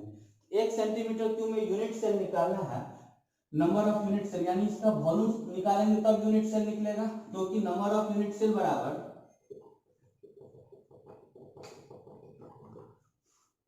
गिवन वॉल्यूम बटे, ध्यान दो, एक्चुअल वॉल्यूम। तो इसका वॉल्यूम क्या हो जाएगा, इसका वॉल्यूम बराबर होगा ए क्यू। इसका वॉल्यूम अगर पूछेगा तो ए क्यू, तो वॉल्यूम ए क्यू हो जाएगा। तो वॉल्यूम ए क्यू मतलब क्या, 354 गुना 10 के पावर -10 सेंटीमीटर का होल क्यूब। 354 गुना 10 के पावर -10 सेंटीमीटर का होल क्यूब। तो जल्दी से स्क्रीनशॉट ले लीजिए, फिर यहाँ पे मैं मिटाऊंगा कहीं मिटा के बताऊंगा। जल्दी स्क्रीनशॉट लीजिए, स्क्रीनशॉट ले लिए। तो मैं इसको मिटा रहा हूँ ये बात, ठीक है। तो हम बता सकते हैं कि सिंस 354 गुना 10 के पावर -10 सेंटीमीटर का whole cube occupy 1 unit cell, इसीलिए 1 सेंटीमीटर क्यूब ऑक्युपाई कितना, 1 सेंटीमीटर क्यूब बटे 354 गुना 10 के पावर -10 सेंटीमीटर का होल क्यूब। इसको सॉल्व करेंगे, ये आ जाएगा 2.26 into 10 to the power -8 centimetre cube. इसको लिख लीजिए, स्क्रीनशॉट ले लीजिए। 2.26 इंटू 10 टू द पावर -25 हो जाएगा सेंटीमीटर क्यूब।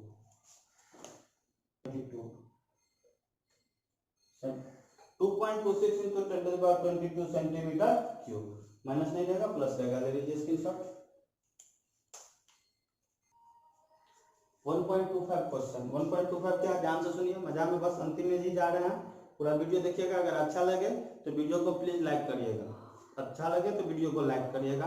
और वीडियो को लाइक करने के बाद अपने चैनल को अभी तक सब्सक्राइब नहीं किया है तो दोस्तों को बोलिए सब्सक्राइब करने, शेयर करने वीडियो को, जिससे ज्यादा से ज्यादा लोगों तक इसका फायदा पहुंच सके। तो 1.25 क्वेश्चन है क्या, if NaCl is doped with 10 to the power -3 mole percentage of SrCl2, what is the concentration of cation vacancy? याद कीजिए, वीडियो लेक्चर में बताए हैं।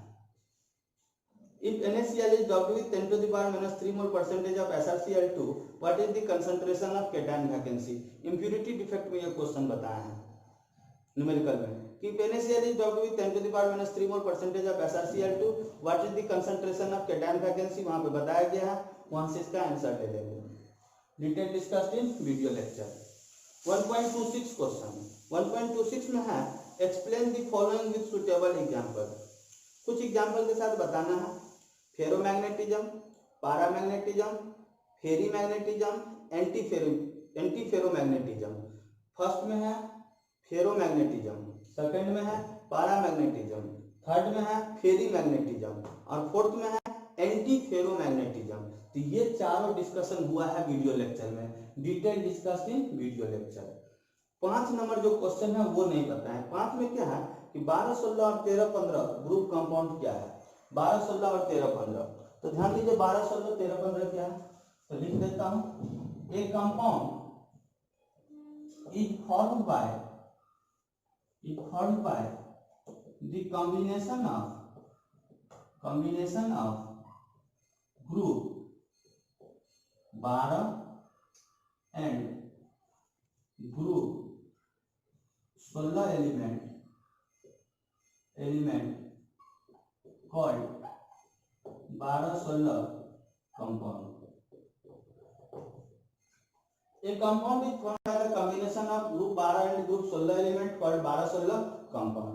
12-16 compound क्या है? एक ऐसा कंपाउंड जो बने किसके कॉम्बिनेशन से? तो ग्रुप 12 और ग्रुप 16 एलिमेंट के कॉम्बिनेशन से उसको बोलेंगे 12-16 कंपाउंड. तो ग्रुप 12 और 16, तो ध्यान दीजिए ग्रुप 12 में कौन है? तो ZnCdHg, जिंक कैडमियम मरकरी. और 16 में कौन है? ग्रुप 16. तो ग्रुप 16 हो गया. ध्यान देना oxygen, sulphur, selenium, tellurium, polonium. ठीक है. तो अब इससे संयोग इसके मिलने से बनेगा ऑक्सीजन, सल्फर, सेलेनियम, टेलुरियम और पोलोनियम. तो इसके मिलने से जैसे मान लो अपने लोग एग्जाम्पल दे दिए ZnS, जिंक सल्फाइड. ध्यान दो जैसे एग्जाम्पल दे दिए CdS, cadmium sulphide, CdSc, cadmium selenium, Hg, TETC. ये सब एग्जाम्पल हुआ किसका? 12-16 का. एक compound is formed by the combination of group 12 and group 16 element called 12-16 compound. Similarly 13-15 compound क्या है? 13-15 कंपाउंड 13-15 क्या है? ध्यान दीजिए वही डिफिनीशन लिखेंगे. डिफिनीशन आप लोग खुद से लिख लीजिएगा. क्या मैं बता देता हूँ हिंट के लिए. ये compound is formed by the combination of group 13 and group 15 element. Group 13 and group 15 element called 13-15 compound. यानी ग्रुप 13 और ग्रुप 15 एलिमेंट के मिलाने से जो बनेगा वो 13-15 कंपाउंड होगा. ग्रुप 12 और 16 के मिलाने से जो बनेगा वो 12-16 कंपाउंड होगा. तो ग्रुप 13 और 15 का कौन है? तो ध्यान दो ये रहा 13. एग्जाम्पल यहाँ डाल देता हूँ लेकिन यहाँ बता देता हूँ 13 और 15 का कंपाउंड. इसको मिटा देता हूँ. ठीक है. चलिए 13 कौन है? तो group 13 boron, aluminium, gallium, indium, helium. 15 group 15 nitrogen, phosphorus, arsenic, antimony, bismuth. ठीक है. ग्रुप 13 और 15 से जैसे हम लोग बता सकते हैं एग्जाम्पल में AlP, अल्युमिनियम फॉस्फाइड. जैसे बता सकते हैं GaAs, gallium arsenide, InSb, indium antimony Sb, etc. All are example of 13-15 compound. यानी ग्रुप 13 और 15 के मिलने से जो बनेगा वो ग्रुप 13-15 कंपाउंड होगा. ग्रुप 12 और 16 के मिलने से जो बनेगा वो 12-16 कंपाउंड होगा. तो अभी अगर आप लोगों को वीडियो पसंद आया हो प्लीज तो ज्यादा से ज्यादा लाइक करें, शेयर करें. लाइक करने में क्या रहता है? अगर खुश हो जाओ तो बगल में दोनों ऑप्शन दिया है, लाइक भी है डिसलाइक भी है. अच्छा लगे तो लाइक कर दो, अच्छा नहीं लगे तो डिसलाइक कर दो. दोनों का ऑप्शन है वहां पे. अगर एनर्जेटिक रहना चाहते हो तो लाइक कर दो, एनर्जेटिक नहीं रहना चाहते हो डिसलाइक कर दो. एंजॉय करके वीडियो को देखो, मजा आएगा. और मैं बोल रहा हूँ पढ़ाई जो है वो सिस्टमेटिक वे में किया जाता है, इसीलिए रोज करिए, ईमानदारी से करिए. अभी भी अगर आपने NCERT रीडिंग नहीं दिया है तो कम से कम 2 बार NCERT में सॉलिड स्टेट पढ़ लीजिए, सारा पॉइंट को क्लियर कर लीजिए, वीडियो लेक्चर देख लीजिए. ये एक्सरसाइज कंप्लीट हो चुका है, जल्द ही सॉल्यूशन शुरू होगा. ठीक. उससे पहले आप लोगों को पता है कि साइट से असाइनमेंट डाउनलोड करना है, ठीक है। साइट से असाइनमेंट डाउनलोड है, साइट से ही आपको वीडियो लेक्चर भी मिल जाएगा, वो भी मिल जाएगा, ठीक है। लेकिन जब मैं बोलूंगा तब, ठीक। Okay, thank you everyone, have a nice day, God bless you, thank you for watching my video.